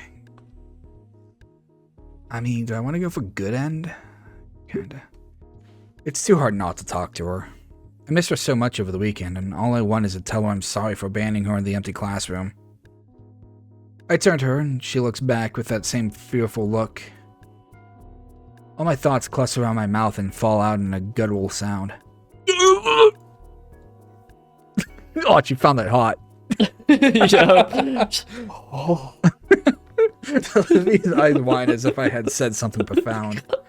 The sight makes me laugh. Just scream in her face, and she's like, "Oh hell yeah!" Her face scrunches up in hurt, and she pulls her hoodie over her head. Mm. Olivia, no, I wasn't laughing at you, I swear. She peeks a solitary yellow eye through her hoodie. Come on, just take it slow, you jackass. Start with small talk, then work from there. So, how was your weekend? I drew pictures. Yeah? She was smiling now. Yeah, how was your weekend? I grimaced. Well, pretty boring, actually. I did nothing. Knowing you, you were probably watching Let's Plays. I shrug in embarrassment. I tried watching some speedruns, then I got bored. She shoots me a withering gaze that makes me burn from self-consciousness. Then I considered watching one video, but decided it looked too juvenile. Well, that's like what's on the internet. What was the video? My face burned. Just something on how some jellybean mouth cartoon I used to like was the wholesome masterpiece or some crap. She glared in disgust. You actually watched that cartoon reviewer shit? Yes. That's funny that you have to voice that line. Yes, I do, Olivia. I don't give two shits if you like it or not. Not anymore. I'm sick of garbage like that. I unsubbed from a bunch of those new Snoot channels. You start watching anime. Hell And I don't even use that Janny Run website anymore. My comments keep getting shadow banned after too many instances of me posting the "You will never be a real dinosaur" copy pasta. Damn, Olivia got banned off 4chan. Fucking sad. I give her a hearty chuckle. She lets out a raspy chuckle of her own. I derive nourishment from their cope and seethe. Olivia, I love you. I'm honestly just sick of the constant bickering about their pronouns. I just can't take them seriously anymore, not after talking to you. That's good at least. I might have lost some respect for you if you hadn't. Oop. What the hold on. Why what? has Inko been timed out? What? Yeah, hold Man, on. Twitch just doesn't like What you, the man. fuck just happened there? Everything's been deleted.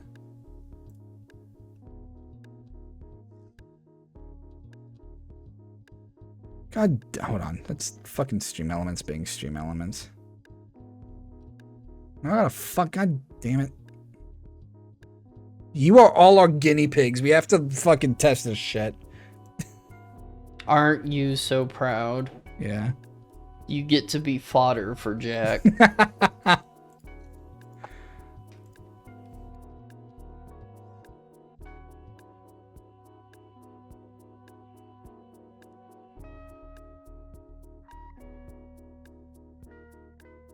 Oh, I know what that was. It was probably symbol protection. There we go. Symbol protection from what? Question marks? Yes. Hello. Welcome back, Static. God damn it. Actually, I don't even care about that. I can just stay off. Paragraph protection is gonna stay on. Emote protection.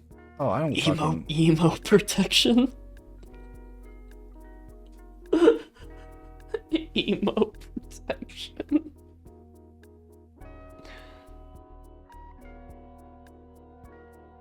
There. Fucking... Okay. Yeah, Inko... Yeah, careful there, Inko. Anyway. Her eyes wide, and then she looks apologetic. Don't worry about it. I'm not offended. Truthfully, until I met you, I didn't think too much about those kinds of videos. In fact, as embarrassed as I am to admit it, I didn't think much at all. I just passively consumed content and accepted what I was told. I think I would, actually. But since talking to you, you've made me reconsider a lot. Now I just can't go back to how I used to be. She smiled wryly. So I red-pilled you. I guess? I just know that base types like yourself are a lot funner and more intellectually stimulating to be around. You're not some morally busybody, and you actually have interesting things to say. Thanks. So based. Though, maybe if I were a bit more moral, I wouldn't have done that. Are you still mad? I sighed. I'm not mad, just disappointed. She looks down, her face is full of hurt. I was afraid you meant it when you said you wanted to forget me. I decided to be honest with her. I had seriously considered it. I was furious that day. She makes her hurt sound halfway between a groan and a whimper. I don't blame you. I'm sorry, Olivia. She stares at me, eyes wide. For what? For taking pleasure in seeing you hurt? For deriving sick satisfaction at the sight of you weak and miserable? Oh God, what's wrong with me? I'm not based enough, Olivia. Teach me. Not based. I don't know. I'm just sorry the whole thing happened. I'm sorry I said I regretted doing those things with you. And of wanting to forget you. That wasn't me. I can't think of how else to apologize without disclosing how dark my thoughts had been. I feel immense shame of how I felt now. Gonna just... Hold on, give me a second.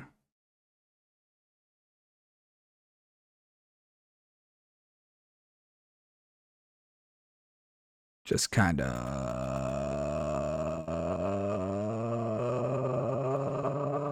Okay. Sorry, I'm file checking. My cat is screaming at me. I feel immense shame of how I felt now. You escorted me back, though. You gave me your umbrella. Speaking of which...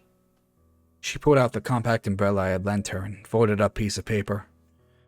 I put the umbrella in its accustomed place in my backpack, then hold the paper before me. Another doodle. The Gator girl was blushing as I began to unfold it. It's my way of saying thanks. Not just for the umbrella, but for making me realize just how much of a selfish asshole I was being. I know it's not much. Her last words make me think of a love song my parents listen to sometimes. I wondered if Olivia was thinking of the same song or if it was just coincidence. I finish unfolding it and noticing that Olivia's blushing harder now. It's the sick-ass S that everyone draws. Except Jack, because he can't draw it. Man, am I fucking dumb or what?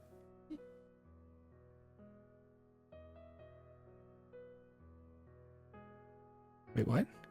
What? Oh, apparently it's an Elton John song. Wait, what? Well, that's what made me think of a love song my parents listen to sometimes. Oh, it's an Elton John reference. You think I would get that? Oh no, am I a fake fan? Yes. When I look, I can't help but laugh. They're not not at it, but because of it. It was a very flattering depiction of yours truly, after all. I'm drawn like some kind of superhero from one of her animes. A monster lays defeated behind me, and my umbrella is strapped to my shoulder to shield me from the rain. I'm holding her in my arms. I turn to Olivia, umbrella back in hand, and grin at her. She's smiling back and still blushing furiously. I pop open the umbrella and she smiles wider. Miss Anita, what do you think you're doing? Yep, there. Olivia and I freeze. Mr. Idacon walked over, a stern expression on his face. I stammer out an apology, though I'm not sure what, if anything, I have done wrong. I'm sorry, Mr. Idacon, sir. As well you should be. He took the umbrella and collapsed it. Do you have any idea how much bad luck you just brought down to this class? Not sure if he's serious or pulling my leg. I continue to gawk at an exasperation. He handed the umbrella back, but his eyes caught Olivia's picture. Picking it up and examining it, I smiled warmly. He handed it back and beaming at the both of us. Well, I'm glad you two were able to work out whatever that little problem you had last week. Something Last week. Something about the way he said it made me think he knew what the problem was. Some about the way he said it just completely shut my brain down. He leaned over us. You're very lucky, Mr. Nito. You too, Olivia. Why are you doing Wendigoon's fucking Goldblum impression now? I'd like to talk to both of you after school. We have something important to discuss. Okay, bye. Olivia and I wait for everyone else to fill out before leaving. Because I love voicing Idacon, because you never know what stupid bullshit I'm going to do next. No, I know. I was love not it. prepared for fucking Goldblum. I love it. It's so fun. Surely we weren't alone. We talk freely with each other outside the classroom.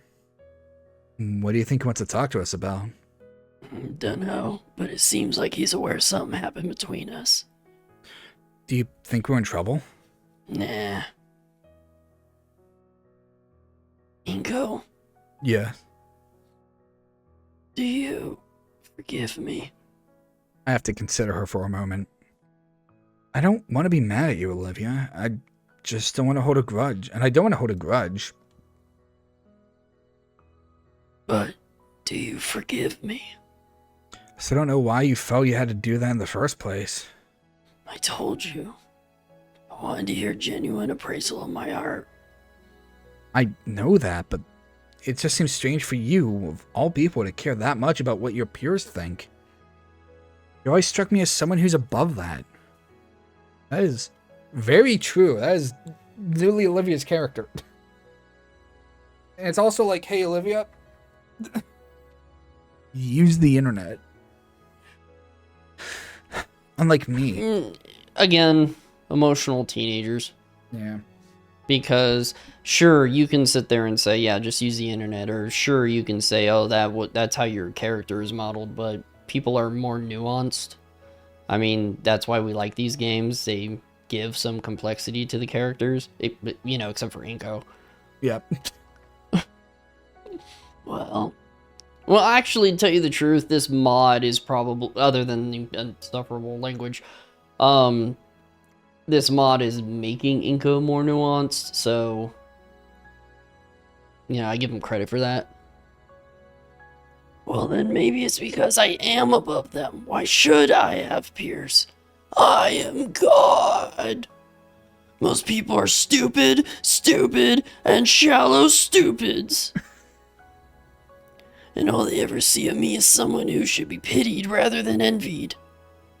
I swear, sometimes I feel like a character in an Ayn Rand novel or Andrews Ryan from BioShock. I'm surrounded by mediocre imbeciles who don't understand me. Or worse, they do understand me, but want to sabotage me.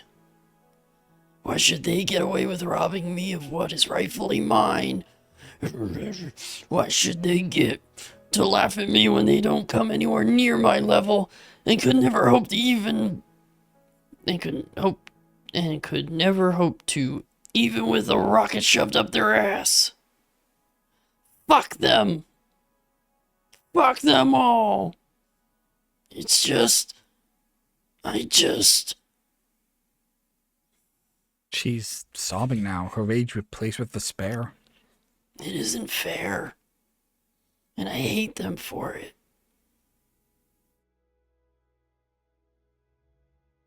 You say you hate them, but you still want their approval? Olivia, you can't control what other people think of you. Believe me, I know. I've been down that road more times than I can remember. Always living in constant paranoia of what people say about you behind your back. Where you stand on the social ladder in relation to everyone else. Always looking for shortcuts to social clout, whether it's a designer jacket or designer shades. At times, you feel like you'd do anything for their acceptance. And when you don't get it, it leaves you feeling empty and alone. I'm telling you now, Olivia, it's not worth it. Let it go. The Gator girl gazes up at me, regretful eyes swimming with tears, face pleading. She reaches for me.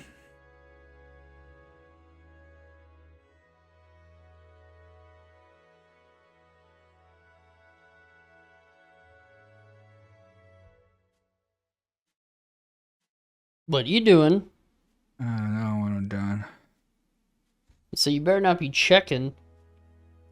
You said blind playthrough. I did. Well, I shall say nothing. The hug will speak for itself. Didn't mean to.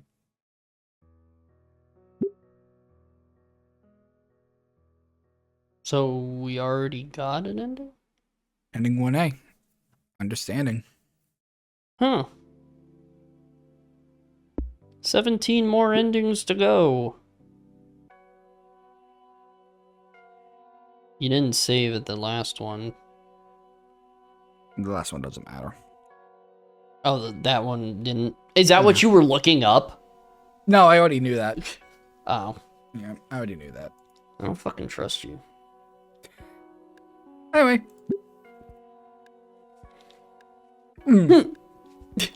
I pretend not to have heard her. Turns out it wasn't as difficult as I had feared. All I had to do is focus on her betrayal, not to mention mind-boggling stupidity. She was beneath my notice for now. Yeah, I don't like you now. I was giving you, like, nuance and praise, and now you're just a piece of shit. Like, okay, yeah, sure, that felt more in line. I was like, yeah, okay, I can see us being in the game. And, like, actually being like, yeah, Olivia, fucking, who cares what other people think? But now it's like, nah, man, fuck you. Yeah, no, I'm with Mia now. This is just how it is gonna have to be. Out of the corner of my eye, I could just barely see her expression melt. I couldn't help but get bitter satisfaction out of it. I'm kind of a dick. I focused on the lesson, and it seemed Kinda. Yeah, fair enough. And it seemed that Idacom was paying more attention to myself and Olivia while trying not to show it. With any luck, he wouldn't ask if there was an issue between us, though I suppose that sooner or later he would. Yeah, see, that's fair. The thought 'Cause, makes... I mean, we're used to normal game, and so anything that is different than, like, normal game is technically out of character. Oh, you got to him quicker. Yeah. Usually it's supposed to autobomb that, whatever. The thought makes me roll my eyes in annoyance and worry. Hey, look, that's exactly why I block hyperlinks in chat. And I'm grateful that I wore prescription sunglasses. When class is finished, I quickly stuffed my things inside my backpack, hoping my haste would be enough for a telegraph for Olivia to leave me the hell alone. I think I hear her make a noise as though she had attempted to say something. I turn my back to her and leave. It's lunch, and as usual I'm having to navigate the throng of hungry dinos. To my surprise, Mia came up to me. God, we actually are getting it up with Mia, aren't we? Hell yeah. Oh, Mia, what's up? Though I still wasn't fond of her, Mia being cordial with me was certainly a nice change of pace. Yeah. Not much. You Yeah, it finally catch your breath after that game. Pretty much. That was pretty intense. And you're still a free man, I assume? You assumed correctly. I'm still done with her. That's good. I was afraid you'd be all talk and start missing her or something. You don't need to simp for that green bitch.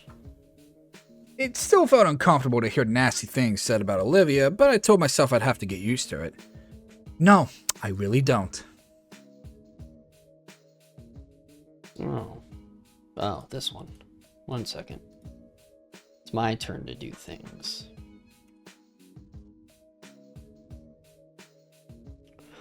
Hey, can I tell you something? And keep it between us two. Sure, what is it? Sometimes I regret being born an herbivore. Having to eat fruits and salad and all that.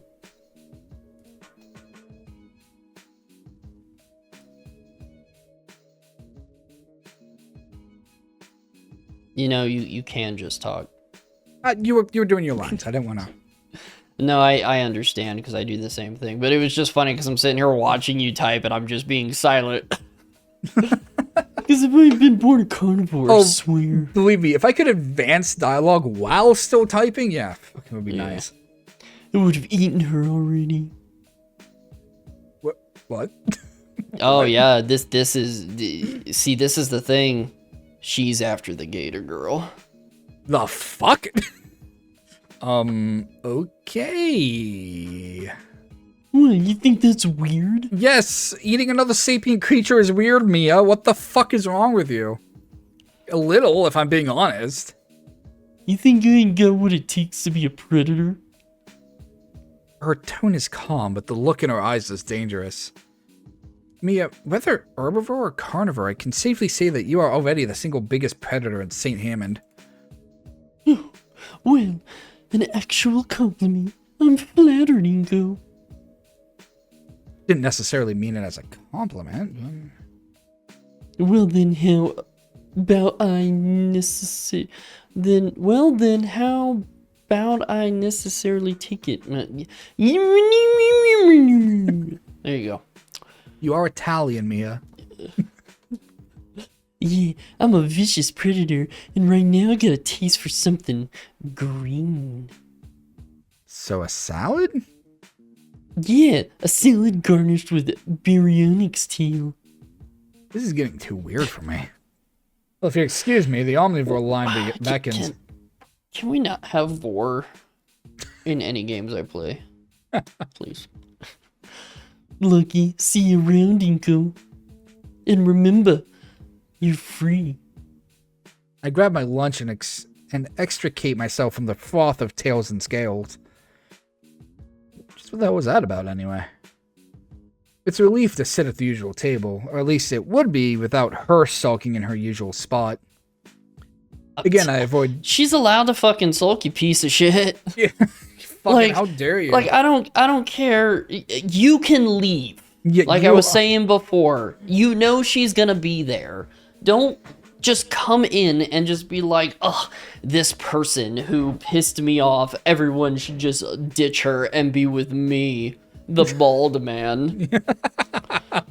Everyone loves the bald man. Again, I avoid direct eye contact, seeing her only out of my periphery.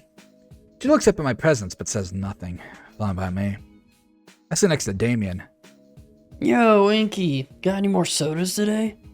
Sorry, Damien. I'm laying on allowance money this week, so no sodas until further notice. That was a lie, of course. I had plenty of money, but I was expecting by now that if I bought snacks, it was for everyone, and I wasn't sharing with her. Olivia put her head down as though the exact same thought had gone through her head. Oh, bummer. First world problems, am I right? He then set to devour his meat with his usual Atavistic? I don't know. His usual enthusiasm. Yeah. Not even bothering with cutlery. Liz looked a little revolted by the sight. And just so you know, it's not like you have to get this stuff for us all the time. It was very generous of you before, but you're not obliged. Oh, I know, Damien, and I appreciate it. We then make small talk with Liz, occasionally interjecting from her usual perch. Thankfully, Damien either doesn't notice that I'm not sitting next to Olivia or doesn't care. Olivia herself remains quiet and picks out her own carnivore lunch. Hey, Olivia, how come you're so quiet today? She just shrugs and grunts. Damien has a look of annoyance on his face as if to say, "Great, so we're back to this." He unfolds one of his frills and turns to me for a secret meeting. Yo, Inky, what's up with Olivia? I'm not sure. She was quiet in art, too. Oh, now you're just being scum. Why can't you just say you two are fucking fighting? He is always scum. Just Inko more is scum than shit. usual. Shit incarnate. He scrutinizes me as though using some internal lie detector. I try to look flummoxed as possible with regard to the question. Eventually, he turns back to his own lunch, but I notice his eyes dart between myself and Olivia from time to time.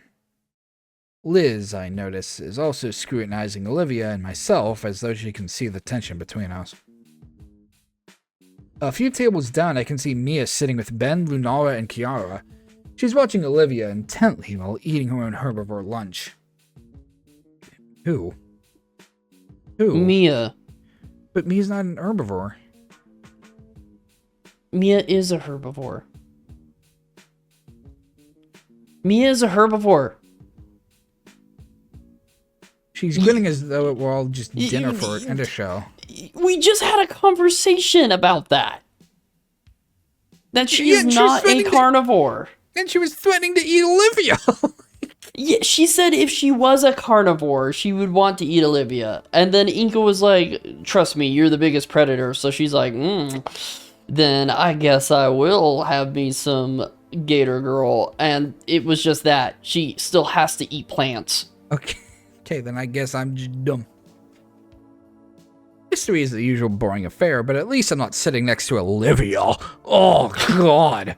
Compared to art, this should be easy. She didn't even notice me in this class earlier this year, although having to ignore her familiar fame, purple hoodie, green hair, a couple feet in front of me could be awkward. What am I worried about? It's not like my eyes aren't glazed over most of the time as I look forward in faint interest in Prockling's rambling. Speaking of which, it's particularly boring today. Roman history seems a lot more interesting when watching independently made videos on Snoot, but the way Prockling rattles off the names of different emperors is putting me to sleep. Halfway through it, I've already nearly forgotten there's even a dumb Gator girl in front of me. You're just being mean to me now. Olivia looks over her shoulder at me. I pretend not to see her. Don't look at me, Gator girl.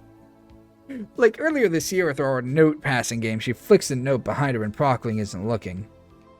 It lands on my desk but bounces off. I make no move for it. This time she looks like her spirit's been crushed. But I don't care, or at least that what I insist to myself. While passing through the row of desks, Miss Prockling notices the note and snatches it up. Is this yours, Mr. Nito? No, ma'am. Then whose is it? But she's already turned it in the direction of the most likely culprit. Miss Halford? Olivia replies weakly. It's mine. Miss Halford, I can be as accommodating as the next person, but not when it causes a disruption. Do I need to call in an airstrike from Sully? Some of the students snicker cruelly. No. Further interruption will not be tolerated. Olivia's face scrunched up and her breathing hitched. Come on, Inko. Rational indifference. Don't feel sorry for her, but don't take pleasure in this either. Prockling opened the note and inspected it. What's she looking at me like that for? Well, obviously, Olivia's note was for me, but what could have possibly been in it to make Prockling look at me with such concern? She folds the note back up and puts it on her desk. Right. To continue then, Hadrian's Wall was built to keep the Scotti and the Picts from invading southern Britannia, and this frontier would later become Scotland. The droning lecture continues. Around 10 minutes later, Olivia leaves early, her face still etched with misery. 10 minutes early? Another 10 minutes pass and the rest of the class begins to fill out. Yeah, she gets to leave sooner. Yeah, but 10 minutes? Usually it's like 3. Really? It's all... from my schools, it was 10. Well, I don't know. Maybe they try to give them time to actually get to where they're going. Yeah. It's just... I don't remember it being that much. I'm stopped by Miss Parkling as I head for the door. Mr. Nito. Yes? You are a bitch. Oh, okay. Thank you. She says nothing but hands me Olivia's note. Why is she smiling like that? Outside the classroom, I hold Olivia's note. Part of me wants very badly to open it. The other part wants never to look at it. I decided to compromise by putting the note in my right front pants pocket. Surely there was no harm in that, right? In fact, it would be like walking around with a piece of her heart, so I can break it in front of her. Yeah. Home again. I want to see this note. I managed to get through Monday, but what felt like the skin of my teeth. Just how long could I keep this up with? Oh, do we have to go through like the whole week? Oh.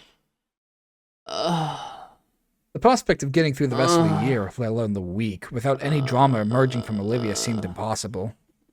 But maybe she would just gradually accept that I wanted nothing more to do with her. And in time, so would everyone else. Was that really such a big ask? Yes. What obligation was I under to pamper and coddle her? None. And then there was the other thing I was still considering. And it's with that thought that I drift off to sleep.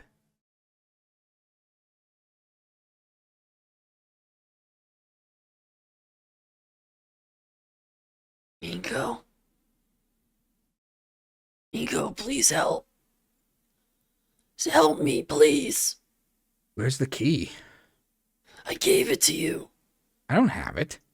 You do. Oh God, it's here. What? It's Mia.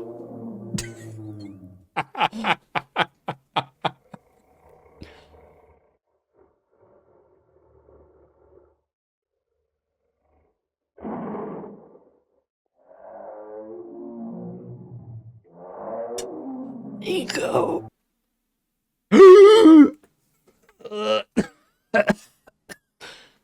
The hell is Feels that? like a creature. And then the creature. The creature. I had to milk the creature. Yo. Tuesday. We're all standing. Yeah, hold on. I'm kind of curious. What sound effect even was that?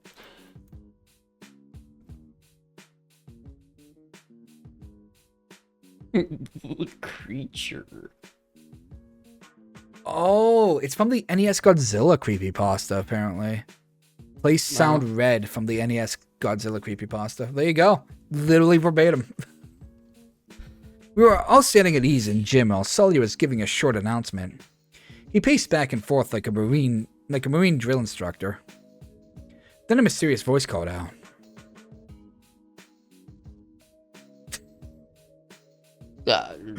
Is that you, John Wayne? Is this me? Who said that? Who the fuck said that? I don't think you can say that. Who's the slimy little communist shit twinkle toad cocksucker that just signed his own death warrant? Mr. Saltley, I don't think you can... Nobody, huh? The fucking godmother said it? Was it you, Shades? Sir, no, sir. Sir, I said it, sir.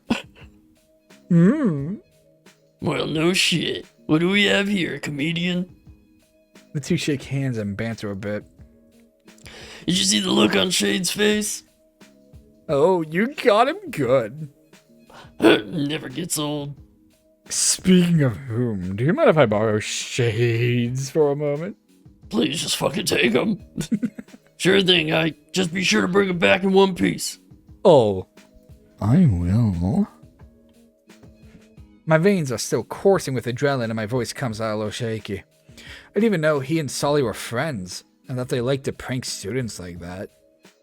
Instead of calling him by his first name, Trent, he called... Would you fuck off? Yeah, see, exactly. Automod catches that shit. Usually. And instead of calling him by his first name, Trent, he called him Ike. Did he? Yeah. What are you doing? There you go. Go that way. Yep. Oh, shit, okay. This, like the one free dodgeball, must have been a yearly ritual for them. Mr. Idacon, what's up? Sorry about that, Nico. Sometimes we just can't help ourselves. But that's not what I'm here, obviously. So, what's up? How have you been lately? Okay, I guess. Why? Well, it's just, you seem a little out of it lately. Like, how? Well, last Friday during photography, you had a serious lookout class. You barely spoke to anyone. Even Ben. I mean, it was Friday and a short day at a boot. It's pretty much checked out by that point, and all I wanted was to go home. No offense, sir. Oh, no, take it. Believe me. I know how that is. But then yesterday, you looked the same as on Friday. What can I say? Mondays? Let's say I hadn't slept very well anyway. I see. He looks at me. He looks It's just funny because I guess this is Static's first time he's dealing with you. Dealing with God. He looks at me for a tense moment. Probably just like, what the fuck is going on? Seeming to want to say something more. I maintain eye contact, determined not to look away. Nico, is there anything you'd like to tell me? Like what? Well, I mean anything, really. Is something troubling you? No, not really. He eyes me up and down. His expression is one of both concern and suspicion. I see. If you do have anything you'd like to tell me, anything at all, consider me a confidential benefactor. And I promise I'll help in any way I can. Thank you, Mr. Idacon. I'll keep that in mind if anything comes up.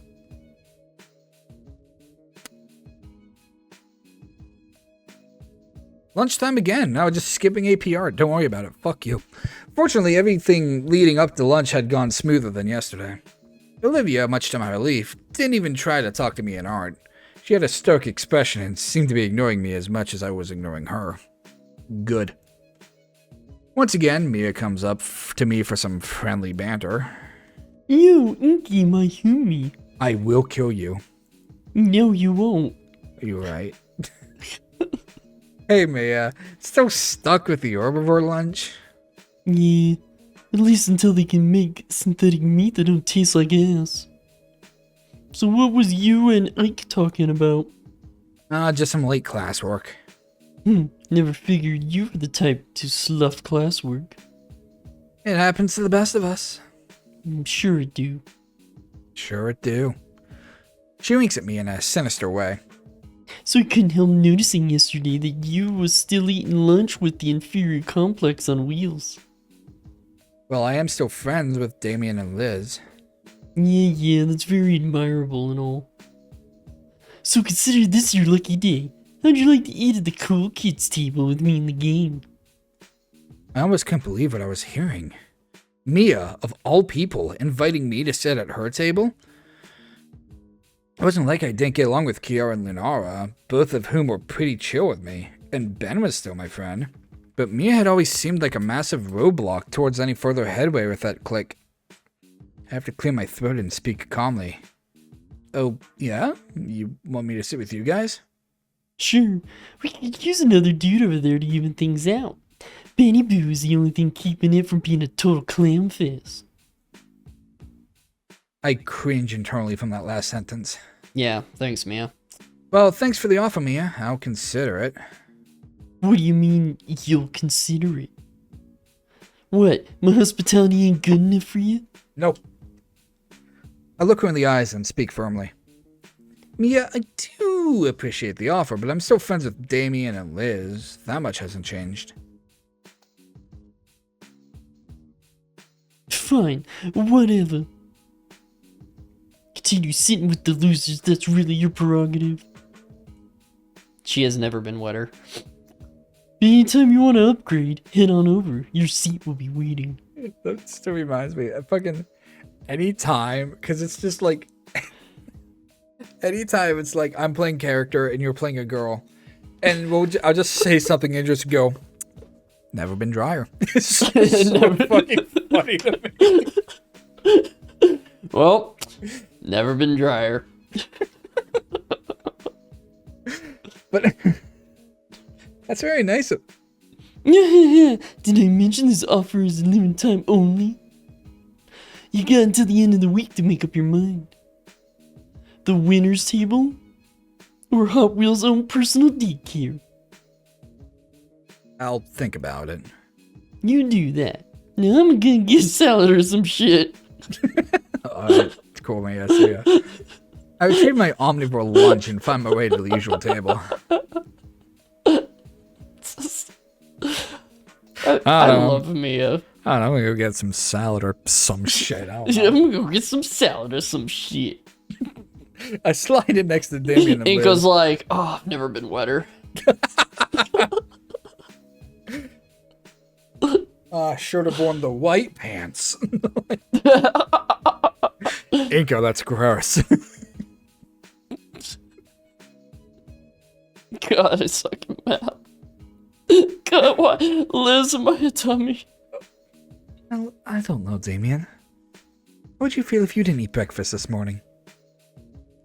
Seriously? Yes.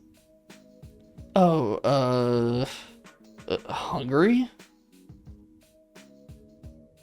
You're not a dummy. You're not a dummy, Damien. What? Thanks, Liz. How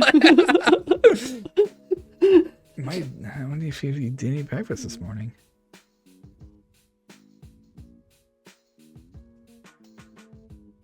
What? Okay. I'm not? That's a relief. Still suck at math, though. That's okay. Everyone has that one subject they suck at. Liz, For can you instance... please look at me and not at my crotch? No. For instance, I'm not doing so good in science at the moment. What subject do you struggle with, Inko? Art. Because of this bitch. Like, just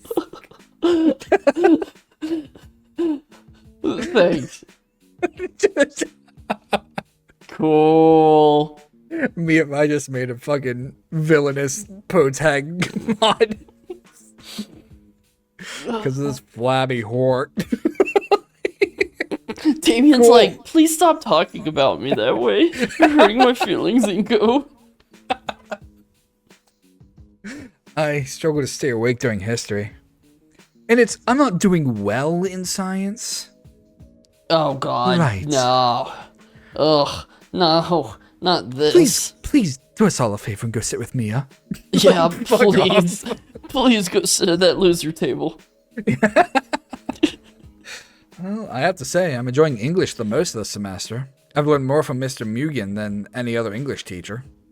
I can barely understand that guy half the time. Well, you have to admit, though, for someone who speaks broken English, he understands its grammar far better than most who speak it natively. I don't know what everyone else complains about. I can understand him just fine. Hey, Olivia, you alright? I'm fine. Oh shit, didn't even notice Olivia looks so angry. Then again, why would I have been trying to ignore her? Are you sure? You've been out of it the past few days. Hey, Olivia, I'm just reminding you I still hate you. Cool things they go. Liv, can you stop staring at my tits, please? No. No. I am obsessed with everyone's physique. That is my future sister-in-law's... she gives a non-committal grunt. Great. Any moment now she would blow up on me. To my surprise, she went to Mia's table and... Even Olivia's like, she's joining the cool kids. Yeah. I'm on Olivia's table. I'm just gonna sit over here now. Mia's like, finally. Got away from those fucking losers. Ben, get the fuck out of here. My real girlfriend's here. I've been thirsting over that Gator ass. This is a weird mod, guys. To my surprise, she went to Mia's table and glowered at Ben, who only looked back at her quizzically.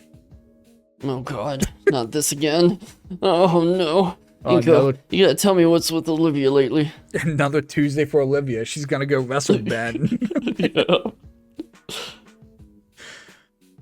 I don't know how to answer him. I just stare back dumbstruck. Oh, fuck you on already. Why can't you literally just tell Damien that you two are fighting? Okay, yeah, sure. Damien will get involved, as Damien do. But that's what you need. Yeah, Because you're clearly deal not with figuring it. this out well. Yeah. Fuck you on already. After Jesus, Mia has a set of lungs on her. That's right. Scream the fuck out of here, you dumb green. Damn you, Mia. Damien is growling as his mouth is foaming with acid spittle. I've never seen him like that before. I'm back. Oh, Olivia, what was that about? Why do you do this every Tuesday? Do you still hold a grudge against Ben? But why only on Tuesdays?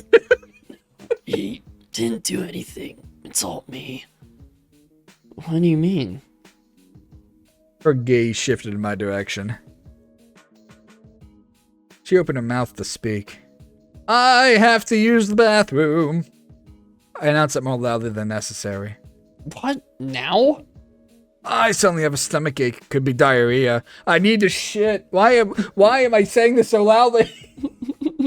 The pink dino rolled his eyes. Alright, bro. Remember to give everyone else a courtesy flush. I took Hey, refuge sit in the bathroom. for the rest of the lunch period. The most I needed to do was urinate. Why did I say that so weirdly? I don't know. The most I You're needed to do was tired urinate. of this shit. But it was nothing I could have ignored at any other time, as I valued every minute of lunch I talked to my friends. Please, I hope. I want an Inko shitting scene. Except for now. At one point, I dared to peek outside at our table. Olivia was still there, and it looked like she was talking to Damien, and even Liz. Oh. Not even Liz. I went back inside and put my back against the wall, head rolling backward in frustration, my scalp making contact with the cool porcelain tiles. Now they would know something was going on between Olivia and I. What was she telling them? Damn it. Sanctuary. And now we're home. Because the toilet is always a portal to your bedroom. The rest of the school day had gone easily enough, fortunately. Olivia ignored me in history, and Prockling may as well have forgotten the day before. Though thinking about it, the thought of Olivia herself ignoring me caused a piercing ache in my chest. But why? Wasn't that what I wanted? Liz! Time for another nightmare scene. Inko, you piece of shit. I'm ghosting go. Yeah, I'm a ghost. Evil Ben. Is that a new sprite? Could be. I don't think it is. When was 'Cause he there's- evil? I don't know, but like Static says it's a new one. It's not in the files. Not the files I have, anyway. Stop having files. Simple as. I kind of want this Ben, though. You can see it's futile. I forgot I'm Ben. Yeah, you're Ben. She knows I was right. Otherwise, she wouldn't have done the same to you. But you, like her, had to get hung up on delusions of agency and free will. What is this? As if such things actually exist.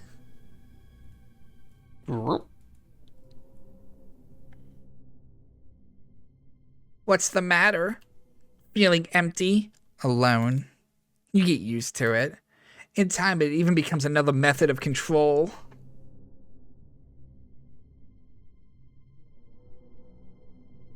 I knew we were alike from the first moment we met. You were alone, afraid, powerless. But you weren't blind to the nature of the world. I could tell from your clothes and how you obviously prided yourself on them. You have limitless potential, so why waste it on these feelings? What are you, Palpatine? Feelings are for those who get exploited. I told you, Force ghosts. Oh, you really still have feelings for her? Yeah, fair enough. And don't think I'm trying to pressure you into making any particular decision one way or the other. It's just that, well, do you believe you can have it both ways forever? You naive fool. Lover, hater. You and I both know that either way, I hit the full screen button. Yeah, I know. I'm like, what is going on? Force goes Ben. You want power over her. Ew. I don't normally keep dream journals, but after the last one, I felt I had to write it down. Every detail I could remember I put to paper, even the details that didn't make sense, like all of them. Like the dish of sugar-free candies next to Ben, or my melted DSLR next to me. What?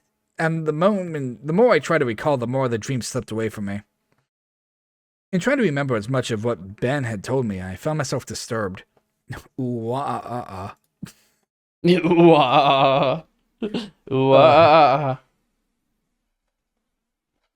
The Ben in my dreams didn't seem at all like the Ben I knew. Yet something told me that was how Ben actually was. In his last messages to me, thinking about it made me feel the same way as when Olivia told me those things about myself in the rain. It's Wednesday, my dudes. It's Wednesday, the dudes. Just another day of PE. Things were winding down and we were going to our respective locker rooms. Hell yeah. When Mia smacked me on my ass. Dude, you should report her for sexual harassment. Shut up, Damien. Shut up, I need this. I should, but would it even get taken seriously? Of course it will. Back you up, man. I saw the whole thing. She only smacked your ass. If she smacked everyone's ass, then that would be sharing, and it would be a totally different story. And sharing is caring, Inko. Yeah, but I don't know. He just grabs it by the shoulder. Sharing is caring! What don't you know? It doesn't matter who smacked who on the ass, or what their sex. It's just wrong. Yeah, yeah, he's got to pass it on. I have to fight the urge to tell him it's who smacked whom. Oh my gosh. Oh. Was I really worrying about grammar of all things now? It's just that a guy complaining about sexual harassment seems so milquetoast. For fuck's sake, Ego. Stop worrying about what your peers think. Are you really going to let her get away with that? Will you let she me? is hot. Will you let me get away with it, Damien? Where the fuck is my Inker Damien face? What difference does it make? When has it ever stopped her in the past? Alright, man. Oh, okay, we're in art. It better be. I want my fucking bromances. As usual, I was ignoring Olivia like the piece of shit I am, and she wasn't making any attempts to engage me. Something seemed off this time. She seemed a bit fidgety in my periphery. And also, what was that scent? I tried not to sniff too loudly, but there was no mistaking that smell coming from her. She was wearing some kind of perfume. Yeah, they really do. It was baby powder. But What? why? Before I could stop myself, my mind was invaded by the image of her powdering herself, particularly her scaly green breasts. Thank you. Boy, that's a line. My heart hammers in my chest at the thought. Oh no. The hammering intensifies when I realize, as though by seeing the future or some kind of psychic link, that she was going to try something during lunch. Why? Why couldn't she just leave me alone? I feel as though I'm being dragged towards something. And one half of me feels giddy enough with anticipation to want to get it over with now and talk to her. It's so specific on what's gonna happen. The other Baby half wants to powder. continue doubling down on my obstinacy. My abstinence. I could see her looking at me out of the corner of her eye. I just thought it was gonna be like, oh, she brought guts to school. And I baby powdered for you, Ego. I just thought it was gonna be like, me now.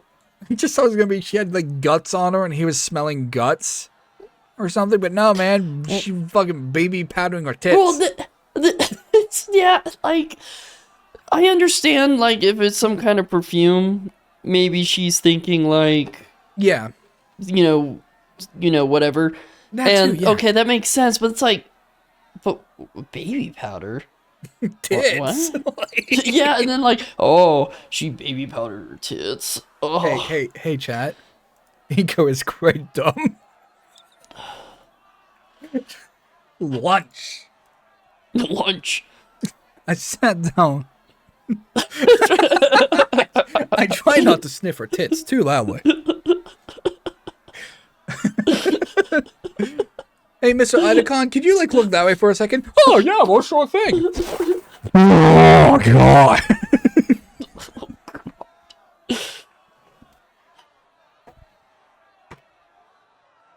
What? Did you sit down with a feeling of dread? What? Just. Oh. Yeah. Green, scaly. Bosom. I sat down with a Thanks. feeling of. No problem. I sat. Fucking hate this. I sat down with a feeling of dread, sure that something was going to happen. Then, right on cue.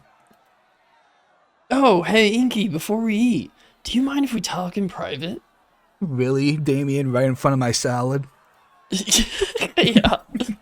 Right in front of my salad? Sure, what about? You know, just a little guy talk. Mono and mono. Sorry, Liz, Olivia. No girls allowed. Oh, finally! Let's get some yaoi going. But only if it's toxic. Well, you felt immersed in that? Well, I felt embarrassed, so you know. Liz rolls her eyes and smirks. Olivia looks even more fidgety. I followed Damien to the relative privacy of the vending machine. I literally think I blew out my mic so hard it can't go back to normal. Dude, my limiter is fucking working overtime today. Your poor Mike. I followed Damien to the relative privacy of the vending machines. Once we're He there, mad. oh, he do, man. His signature expression, that dopey smile below his partially vacant stare, changes to one of stern indignation so fast it's startling. I feel reflexively as though I had just been pulled into an office by an authority figure. Alright, Inko. Mind telling me what's going on between you and Olivia? I feign ingrediently. Well, what do you mean? I mean, you two haven't talked to each other all week. It's only Wednesday. Is that a problem? Damien cocked his eyebrow at me. Come on, Inko. I may be a slow learner, Jesus but at least I'm Christ. not socially idiotic. We're just using that word as much as we can today, aren't we? The way he said it seemed to imply he thought I was being socially inept. Idiotic. When I struggle to come up with an answer, he interjects. Did you guys have a fight or something? Yes. Why is it so hard to say yes? I know. This time he looked sympathetic and even worried. Thank you. Something like that, yeah. Well, I won't pry if you don't want to talk about it. I'm just wondering how much longer this is going to continue. Here I had been thinking that maybe, just maybe, it could continue that way forever, with Olivia going back to being her usual quiet self, only occasionally grunting on monosyllabic responses. I don't know. Damien cocked his eyebrow again, sounding annoyed this time. You don't know? No. Are you angry with her? Yeah. I see. I get you, man. What do you mean you get me? You don't even know what the problem is. But you admit there is a problem. His tone sounds accusatory. Yeah? Well, I may not know what the problem is, but I understand being angry or frustrated with Olivia.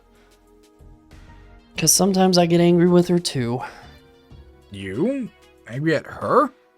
Yeah, I know everyone thinks of me as the gregarious jock who's always happy-go-lucky and wants to get along with everyone like everything's always cool. But Damien, that's what I love about you. Yeah, surprised I knew a word like gregarious, huh? That's so in character for you, Damien. I told you, Inko, I suck at math. Not English. I English good, Inko. Not a mean-spirited bone in my body. She's always cheerful. To tell you the truth, I'm good at math. This is just a facade. I have a dark side like everyone else. I just try to hide it because I'd rather get everyone get along. These moves There are two wolves inside me, Inko, and they won't stop kissing. They won't stop wooing. Inko, I could be your devil or your angle. I want you as my angle, Damien. My right ankle. Ankle. My right ankle. But I know what it's like dealing with Olivia. I get angry and frustrated with her too. Damien, you're my right ankle of my Megazord. What? What? Inko, what the fuck? But I keep it to myself in the hopes I can be a positive influence on her. I can't be too emo. Tried for the longest time to get her to come out of her shell and be happy again. Like she used to be. And you came along and suddenly, for the first time in a long time, she's happy and talkative. I don't know what you got that I don't. I just know it was a relief seeing her smile again. You know what I got, Damien? Nothing. I am a blank slate for the audience. I have literally no face. My eyebrows disappear when I take off my glasses. Like, But now it's like she's back to her old self. Only now, on top of being quiet, she looks miserable. And it makes me angry because it feels like I've wasted effort on my part. Now, only now you're in the equation. and now I can't solve it. It's the math Yeah, I was gonna say, wait a minute, is this math? He looks at me hard to emphasize the point. Damien, I understand your frustration, but you're beginning to make it sound like I'm going out of my way to make her miserable or something. Well, aren't you? Of course not. For God's sake, Damien, all I'm doing is ignoring her. Exactly. You've been ignoring her and pretending like she doesn't even exist. You won't even sit next to her like you used to. Over the back of my head again to massage away the consternation. Is that really such a problem, though? Damien rolled his eyes. Inko, it's obvious to anyone paying attention that whatever is going on between you two, you currently have the upper hand. I balk at his statement. I have the upper hand? It was an expression I had heard before in passing, and always involved some kind of drama between couples. Drama that I, from the outside looking in, always thought of as juvenile and petty. But now, No, Damien, my situation is not juvenile and petty. How dare you insinuate this? I honestly had no idea. He scoffed. What? Never had that kind of social capital before? Damien, who are you? No, can't say that I have. Well, now that you have it, you seem to be enjoying it. I open my mouth to protest angrily, but my retort dies under the weight of his gaze before I can even get halfway out of my mouth. I know he's right, and he knows I know he's right. I guess you're right. I really didn't realize that until now. Well, now that you know, can you guys just make up already? Shit's been awkward as hell all week, even though it's only Wednesday. Not just at lunch, but at home where she's moodier than ever. And I just feel like if something doesn't give, well, you can't both continue to sit at our lunch table. Because it's my lunch table. Unbelievable. What, are you going to ask me to sit somewhere else? Damien sighs in frustration. Inko, you're my buddy. I would never ask you to do that. But I'm worried that if you don't leave, eventually she will. And then she'll be all alone. I don't want that for her. Alright. But I'm worried that after so long she won't want to talk back even if I do talk to her. She will, man. Trust me. Despite her grumpy attitude, she's soft and sweet on the inside. She doesn't care about whatever you two fought about. She just wants you. The asshole that you are. Me? Yes, dummy. She likes you. If you say so. I know so, dude. I don't know why I double-clicked. Let me tell you something my old man once told me. Talking to a cute girl is like jumping into a pool of freezing water. It's a shock to the system. You just want to get out, but after a while, it starts to feel good. What? Okay, yeah. Then you don't even notice. Alright. Alright, let's get back. I'm starving. Damien, I love you. Even when you're written this way, I love you. Tell you what. We take our seats again. So, what exactly were you guys talking about? Baby powder. Speaking of baby powder. God. She sounds coy, as though she knows, but she's just trying to keep friendly conversation alive. It seemed as though she and Olivia had been talking about me. Just some dietary stuff for building our bods. Advice Coach Sully gave. Creatine and protein powder are great for building muscle. Right, Inko? Yeah. Just like, Damien, what the hell are you talking about? We're talking about Olivia. Inko. Yeah. Hey, Inko, please. I swear to God, Inko. Good thing I've been abstaining from soda and snacks this week. I think you were starting to get a bit pudgy, Inko.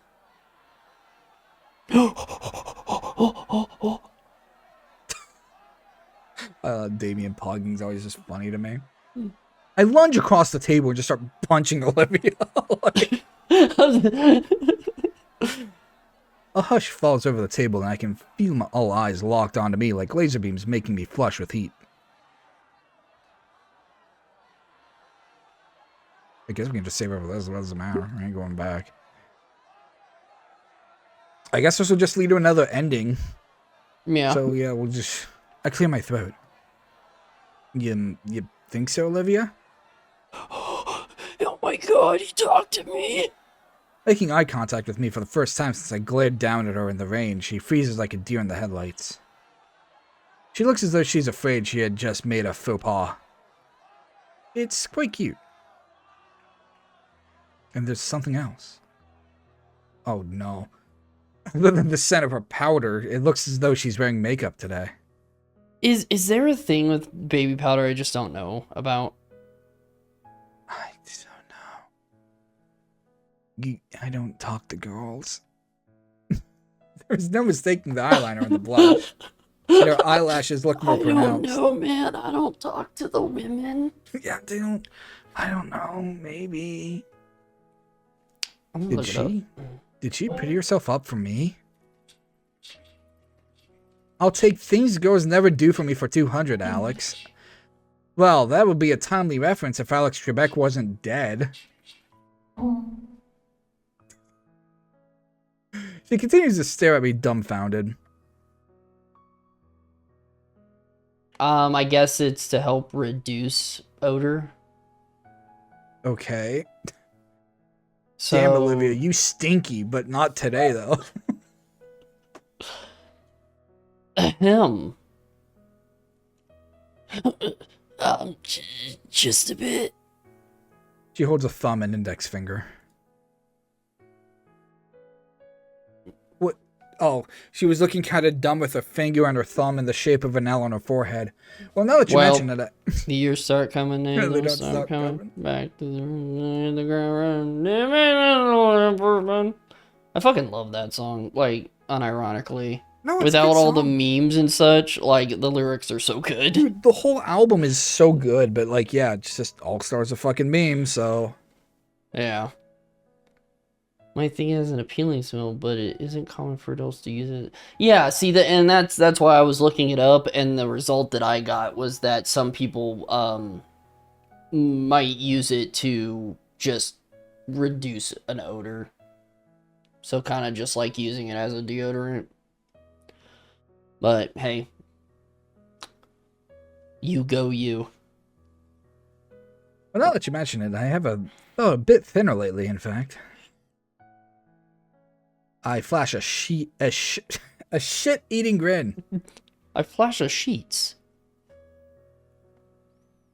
Look, I think I saw a six-pack this morning when I looked in the mirror.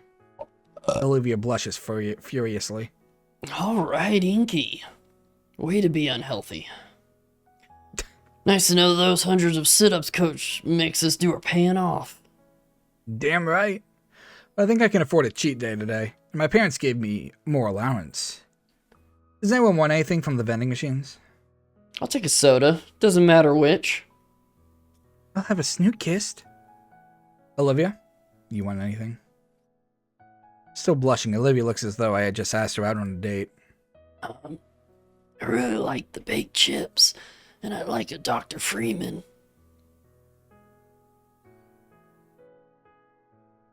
Is it a reference? I can't. I Coming right up. I'm gonna say the only thing that I thought of was what, Half-Life? Yeah. Yeah. A Dr. Freeman. There's no society of anthropomorphic dinosaur people, Gordon. You're just being paranoid. good code comment. As I walked past Olivia to the vending machines, I couldn't help notice how much she was trembling, but also smiling. Just out of the corner of my eye, I could see her mouth something to Damien. Thank you. See, because it said Snoot Kiss, and I'm like, oh, it reminds me of the Sunkissed AI thing, you know? And then Dr. Freeman, I'm like, hold on, is that a back-to-back fucking Half-Life reference? Well, you still need to get your potassium. Yeah. Just like Stella. Yeah. Remember, kids, be like Stella, get potassium. I need like a little dancing Stella. Just go in our chat. That just says eat potassium. With a cute smile in my mind, I begin wondering why I ever decided not to talk to her at all. In answering my own question, the memory of the contest comes back to me with the momentum of a metro.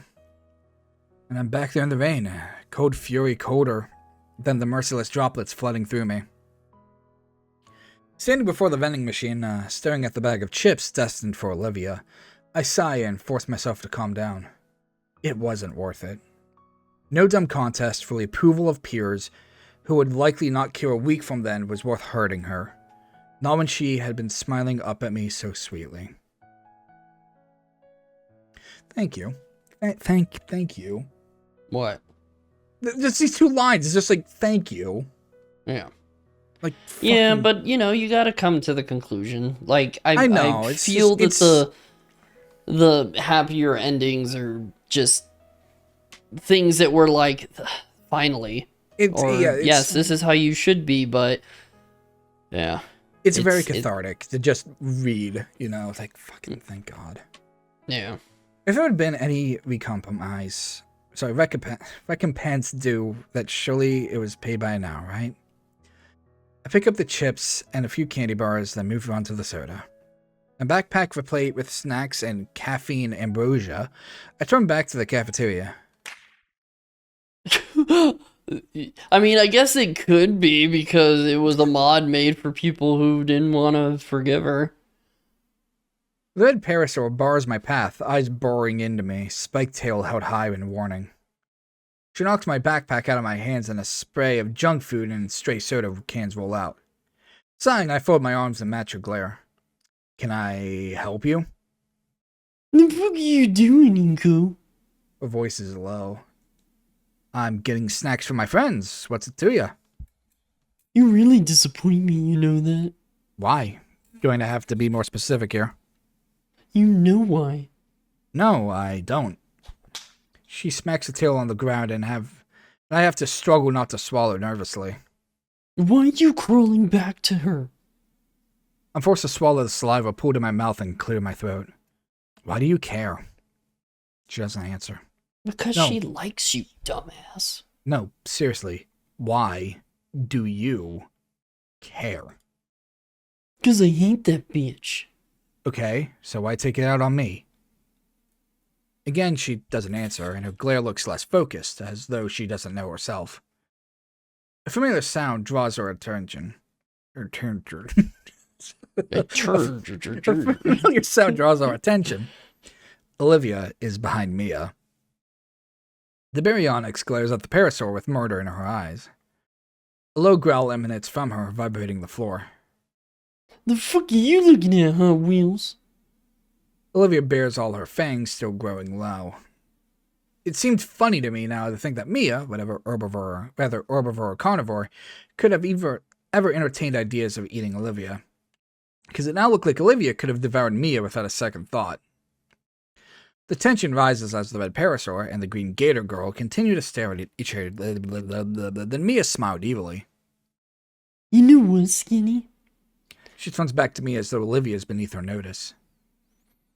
It ain't you crawling back. It's her that's crawling back to you. Practically on her belly. You're making her... And after you dumped her, no less. And I gotta see. I admire you for that. Just remember to keep her on a surer leash. The parasol left with a satisfied smoke full of evil mirth. With no one left to glare at, Olivia looks at me.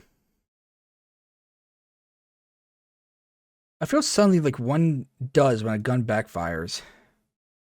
The fuck did she mean by that, Inko? Her gaze is accusatory. I pick up my backpack and put the scattered snacks and sodas back in. It's just me trying to rile you up, Olivia. You know that. She's still looking at me with the accusing stare. I've seen you talking to her. Well, we are gym partners. Partners? Her? Yes, in gym class. It's not like I have a choice in the matter. So why talk to her out of gym class? I pinch the bridge of my nose. Look, what am I supposed to do whenever she accosts me? Ignore her? You didn't have a hard time ignoring me. I Olivia- saw her slap your ass. Olivia, come on. It's obvious in hindsight what Mia's been trying to do all week, which is drive a wedge between us. The Gator girl rolls the... Yeah, and you let her in. So you're going to let her now? Olivia is still glaring at me. It was just as I was about to tell her off and dump the hull from the vending machines in her lap that her face broke down. That is true. Mm-hmm. Beat my ass. The sudden shock of seeing her composure deflate came as a relief. As another second more and I would have gone back to ignoring her with renewed contempt. Her voice came in a whimper. Sorry, Inko. Hey, it's alright. I don't want to be mad at you. I don't want you to be mad at me. I feel the same way. Look, about last week. I don't want to talk about it. Can we just please go back to how things were? Her eyes are pleading and her lips are quivering. Sure, we can do that. I just wanted how it was when we actually talked. I miss that. I understand if you needed to take a break from me, cool off and get your head together. I'm not mad. I don't blame you for being mad at me. I've been a shitty friend. I can't help but smile in mild exasperation. Olivia, it's fine. Really. Here, have your chips and soda. She makes a meek little noise in response. Oh, and I still have this. I pull out the folded up note Miss Prockling handed to me on Monday. Her eyes bug out the size of saucers. Miss Prockling handed it to me after class. She looked concerned. Olivia's eyes were so boggling at the folded up note. I haven't looked at it yet. Olivia looked up at me, her eyes a mixture of fear and disappointment. Do you want me to look at it now? No, can I have it back? She reaches for the note, but I don't relinquish it. Both of us are holding it on opposite ends of like a lifeline. Sure, but I thought you wanted me to have it. I do, but, I don't, but... She begins to sob, and I can tell she's struggling to hold it in. it's a drawing of Inko's oiled up cheeks. And it's Olivia slapping them, yeah? Yeah, I was gonna say, yeah, it's a picture of Olivia slapping his ass. It's the kind of sorrow where the harder you try, the more it seems to want to break through. Her fingers lose her strength and her arm falls to her lap. The dam is broken and she's crying in earnest now. Gazing at me through tears, her eyes plead. I kneel.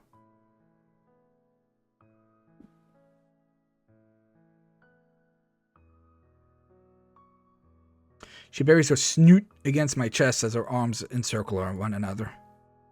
The scent of her powder is almost Thanks, Behind her, guys. fearsome fangs and dagger-like claws, she was a delicate flower. I'm sorry. I wanted to make it up to you somehow. I'm sorry I ruined your contest entry. It's okay, I don't even care about it anymore. And indeed, it seemed like the furthest thing from my mind.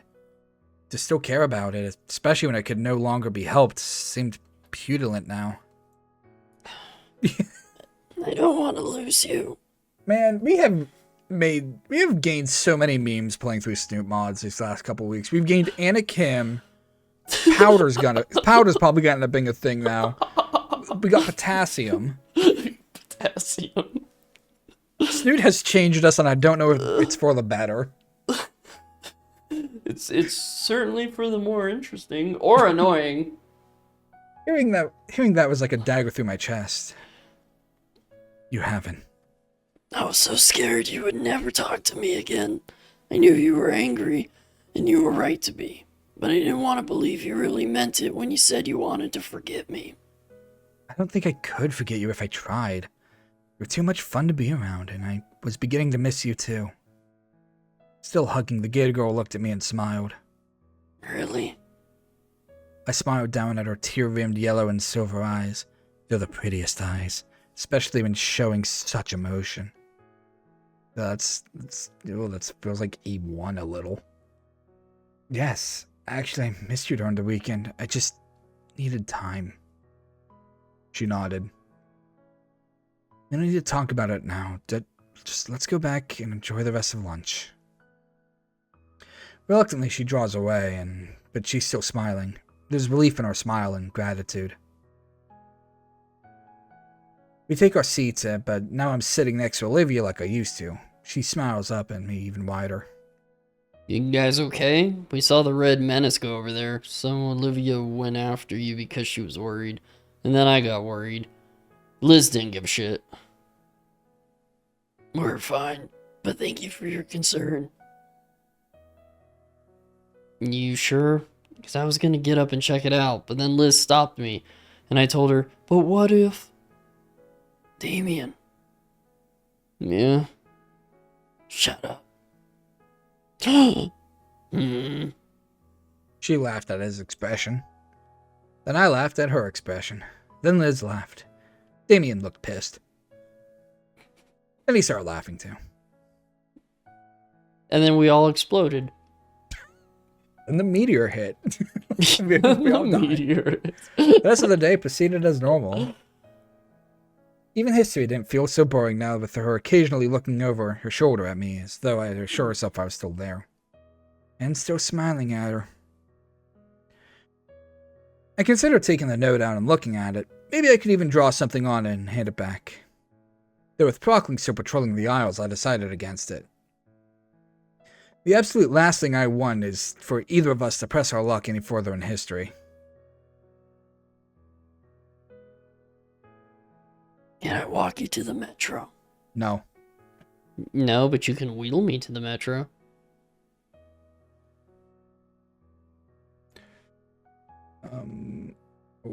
Oh no, this... Okay, I thought we were going to roll up on an ending, I guess... Okay, hold on. No, I thought we were yeah, gonna- see, oh. I thought we were gonna have an ending too. I thought the whole point of this, or at least what it seemed like, is as you get into like the good side, making up with her, it just that's an ending, and then you just keep going as you keep ignoring her. Yeah, I thought that too. She was blushing as she asked me. I smiled back. Of course. We were heading away from the school towards the station, sharing each other's company in silence. Then a dread voice called out, which made my heart sink. Yo, Inkum! Hey, you ain't still mad about earlier, are you? No, I've got the baby powder.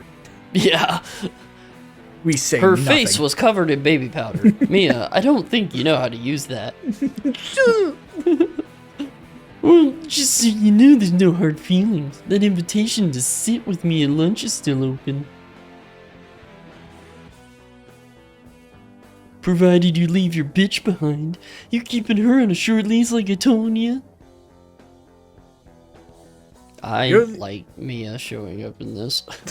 You're the only bitch here, Mia. She's a fucking bitch, but I said it with as much conviction as I could muster. There was no way I was going to tolerate Mia calling Olivia that, even if it meant a broken arm. So when did you get mouth on ya, you bald-headed prick? she leans in closer, planting a smooch on my cheek. Must have rubbed off on me while hanging out with you. Maybe, but next you'll be rubbing your fucking guts on the pavement. A rat showed up. A rat named Guts. She grabbed the collar of my shirt. I got an uncomfortably close view of her predatory Your eyes. smooch smells like baby powder. Don't fuck with us, Mia. Or what? You ain't got no cripple elevator to run to this time. That didn't happen yet. Maybe I have the offense of this mixed up, but I'm pretty sure... Dude, I have no idea where this takes place in the story. Maybe Skinny here'll need his own key after I fuck him up. Olivia snapped her jaws shut with a sound like a firecracker. I'll fuck you up worse. Fucking shit, Skinny. Ain't you got no shame? You let this cripple fight your battles for you? Stay out of this, Olivia. No matter what, just let her do her worst. Your bravado's real admirable, Skinny. It's also gonna get you your fucking wire mouth shut. Shut my mouth. Go right the fuck ahead. I don't care anymore. Just do your worst and get it over with. Do my worst, huh? You sure about that, you dumb fuck? Yeah! Go right the fuck ahead and fucking do it already! Do it! Okay then, but don't say I didn't warn you. Give him a smooch. Give him a smooch. Oh. Had you all wrong? Had you read all wrong, Skinny? See, here I thought you dumped her miserable ass because you got sick of her whining self-pity bullshit. But that's only half true, ain't it? I think the real reason you walked away from her is because she hurt your precious feelings. So what'd she do? Tell you that you were a dum-dum not on her level? I mean, God knows the bitch has an inferiority complex, but it's also coupled with a massive superiority complex. What? Those were... What? But she does. She both feels superior and insecure. So I get what she's trying to say. She rolls around in her chariot like she's better than everyone else, including you. So I guess she just let slip that you're some dummy wannabe tryhard that she keeps around as her pet nice guy. And you just couldn't take not being on her level, so you walked away out of spite. That is it, ain't it? Something about the art contest triggered it, didn't it? And so, not to be outdone, you walked away with the upper hand, and she was without her wine. And you made her sweat it out just long enough for one of you to crack. Well, congratulations. It's one battle of attrition you won. But to her, you'll still always be some dummy nice guy she keeps around for company. A real codependency made in heaven. And hey, Hot Wheels, don't think I didn't notice the smell of your baby powder. I know we always joke that you're an overgrown baby wearing diapers, but I'm starting to think it ain't no joke. And then you really do need the skinny loser to powder your sorry ass so y'all don't get a rash. I'm trying to Well, there you go. I did my worst, so have fun with that. I'll see you losers on the flip.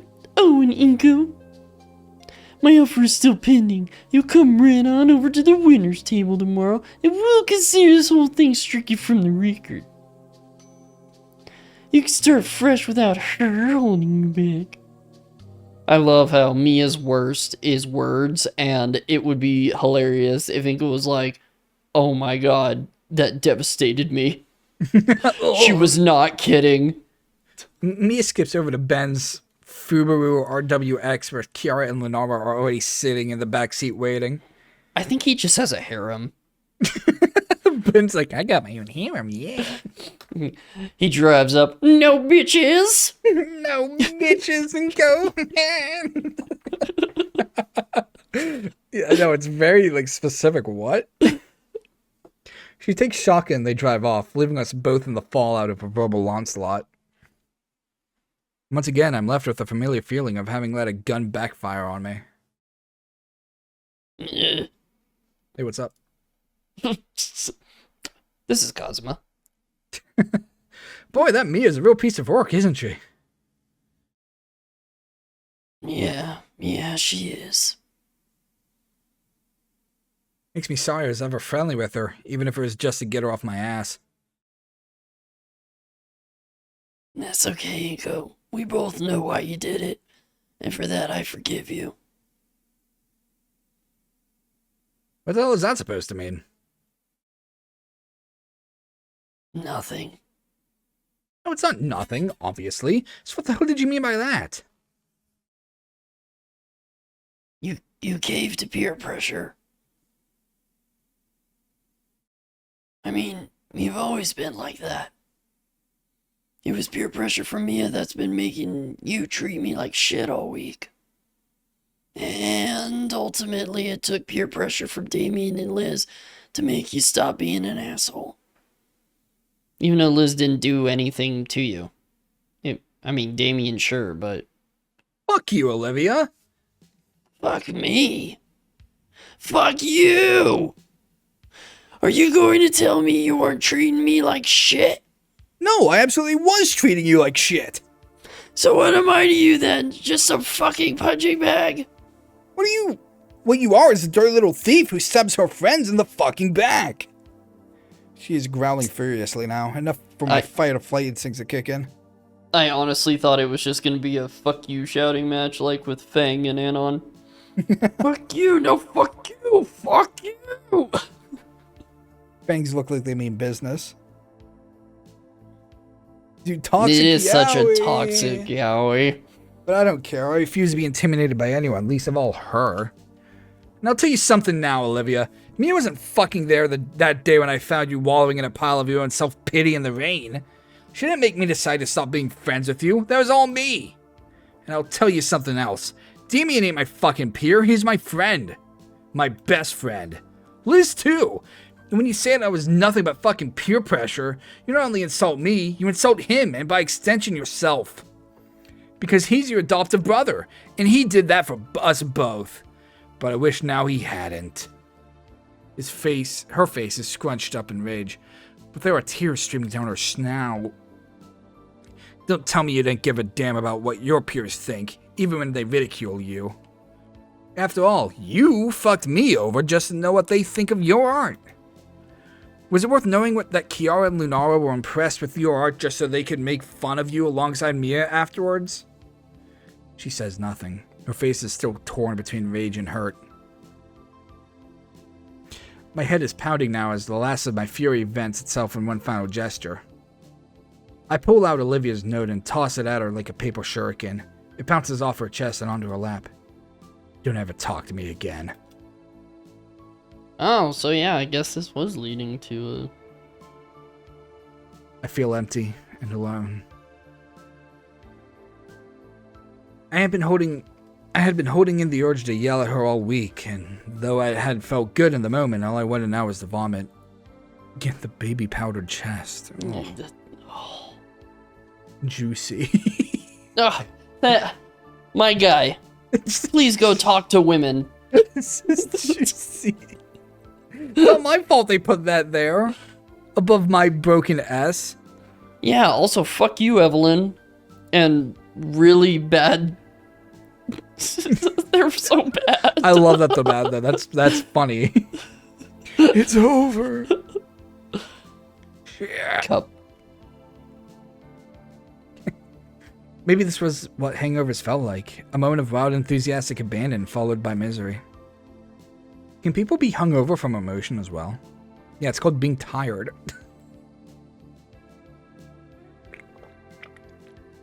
As I walked to the metro, I realized that the anger I vented just then wasn't just building up all this week, ever since the moment Olivia called me a pretentious midwit. It had been there for the moment I invited her to join me outside at the Pains. Although I had gone the gentler route and coaxed her outside by comparing our situations, another part of me had wanted to guilt and shame her, but I had swallowed my pride then. I envied her.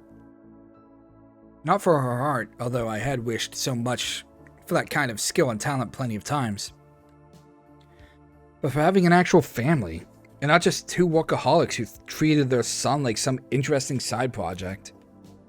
No matter how much I hurt her now, she would have always had that to go home to. And what did I have? The thought stops me in my tracks. I don't want to go home.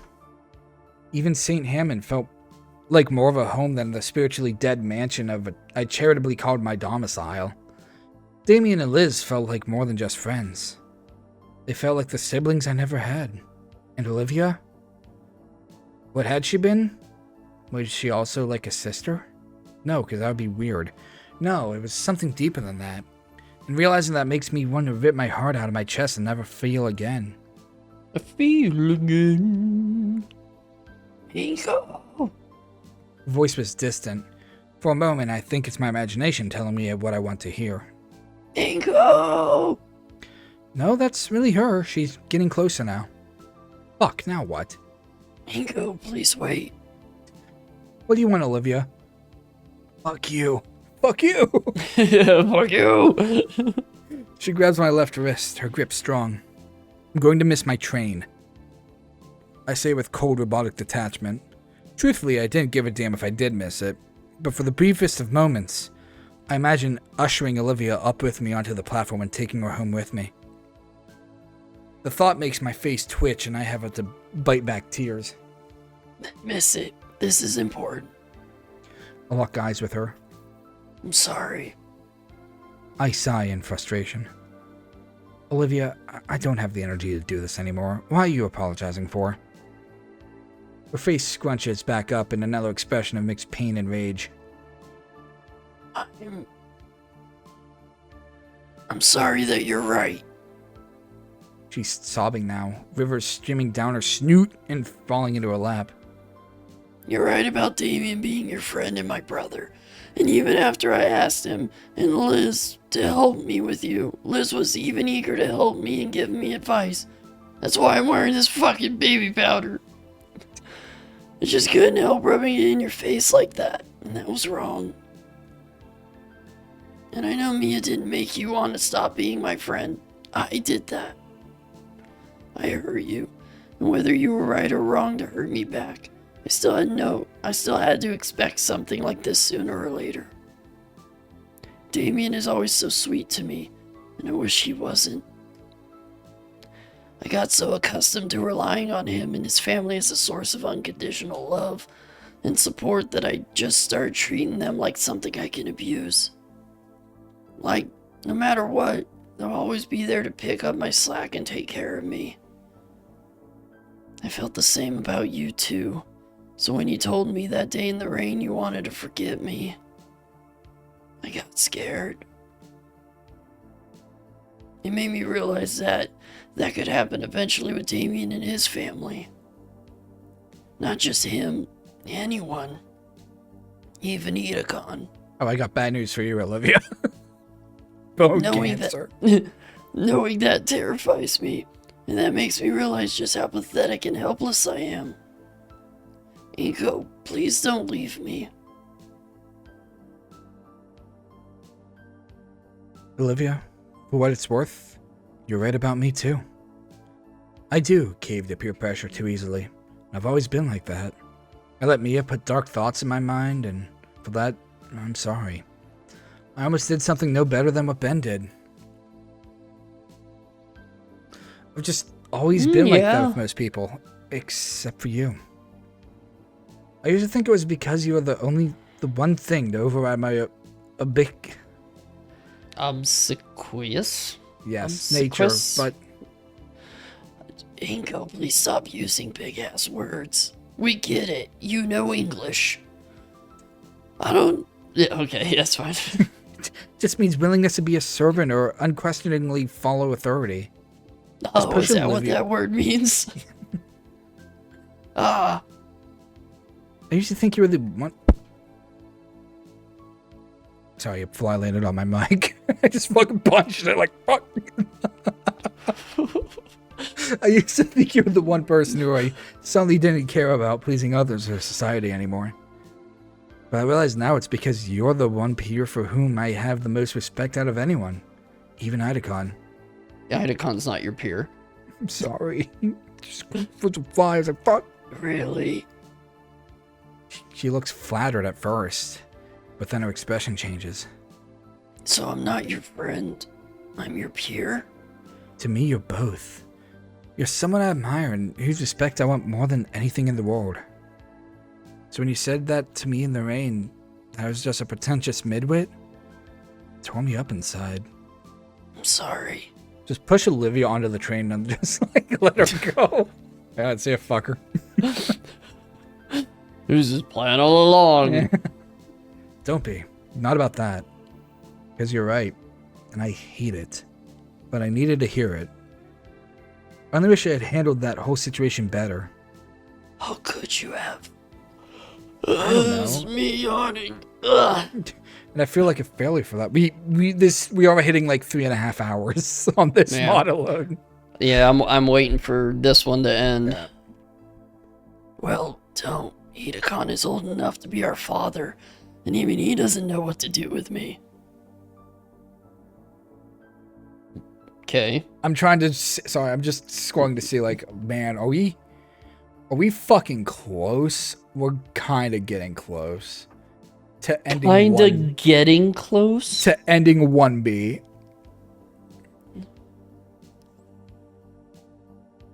Oh, actually, no, we're fairly close.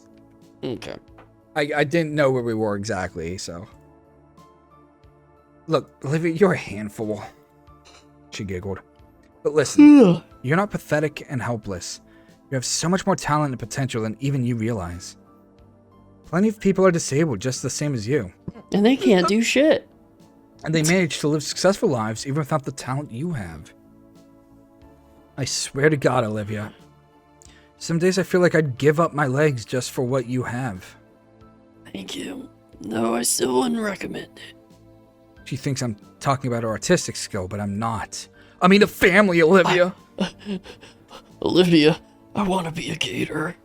Yeah, no. Switch races with me, Olivia. Yo, I'd want that actually.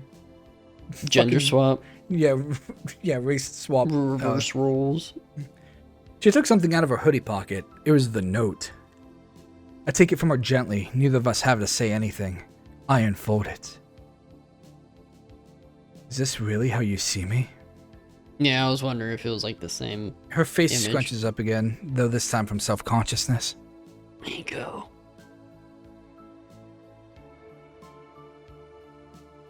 I'm not like this, Olivia. Not yet. Saying nothing, she reaches for me.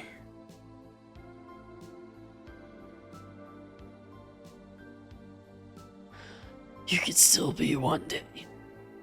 I can be your hero, baby. I can take away the pain. Compromise. There you go. They probably all do. Ending 1B. What did we get? 1C and 1B? We got 1A and 1B. Oh. Then there is ending 2A, ending 2B, and then ending 2C. So those 3 more endings. Oh, okay. Man! Maybe Yeah, the wow. This second is... ending's ending a death. Wait, go back to the I don't want to forgive that gator. Let me see the description. Oh, okay. Because I didn't know if it said when it took place. I didn't know if it scrolled down more. Nope, that's it. Gotcha. Ugh.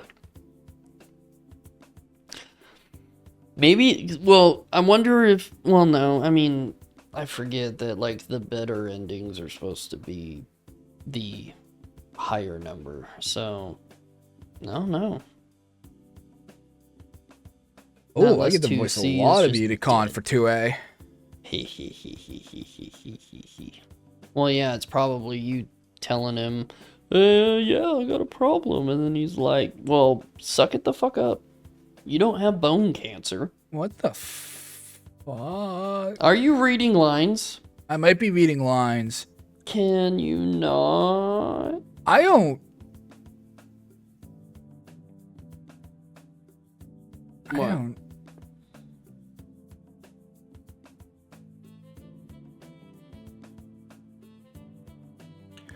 Okay, no, never mind. We're good. Look, I just read the line. It says Olivia. Olivia's line is daddy, daddy. And I was like, what?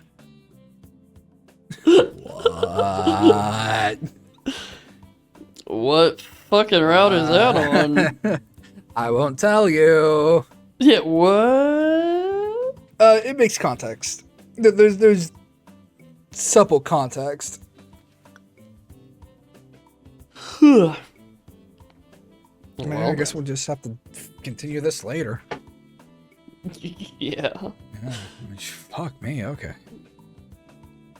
I don't know, man. We might have to take a couple hours to finish. I mean, since we've already done 3 hours, 28 minutes, should only be a couple hours left. Maybe we'll finish after Voices tomorrow. Possibly. I'm gonna stop. Man, we've been recording. getting such like long ones recently, and it's like, man, fucking, why can't we just get steamed hams? Just give me steamed hams.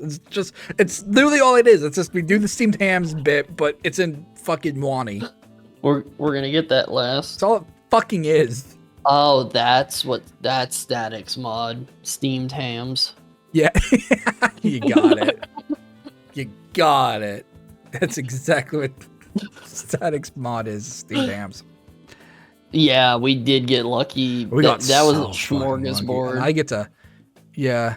Yeah. Steamed hams. Yeah. What is this called? Oh, I don't want forget. Yeah, I don't want it. Okay, yeah. Part 1.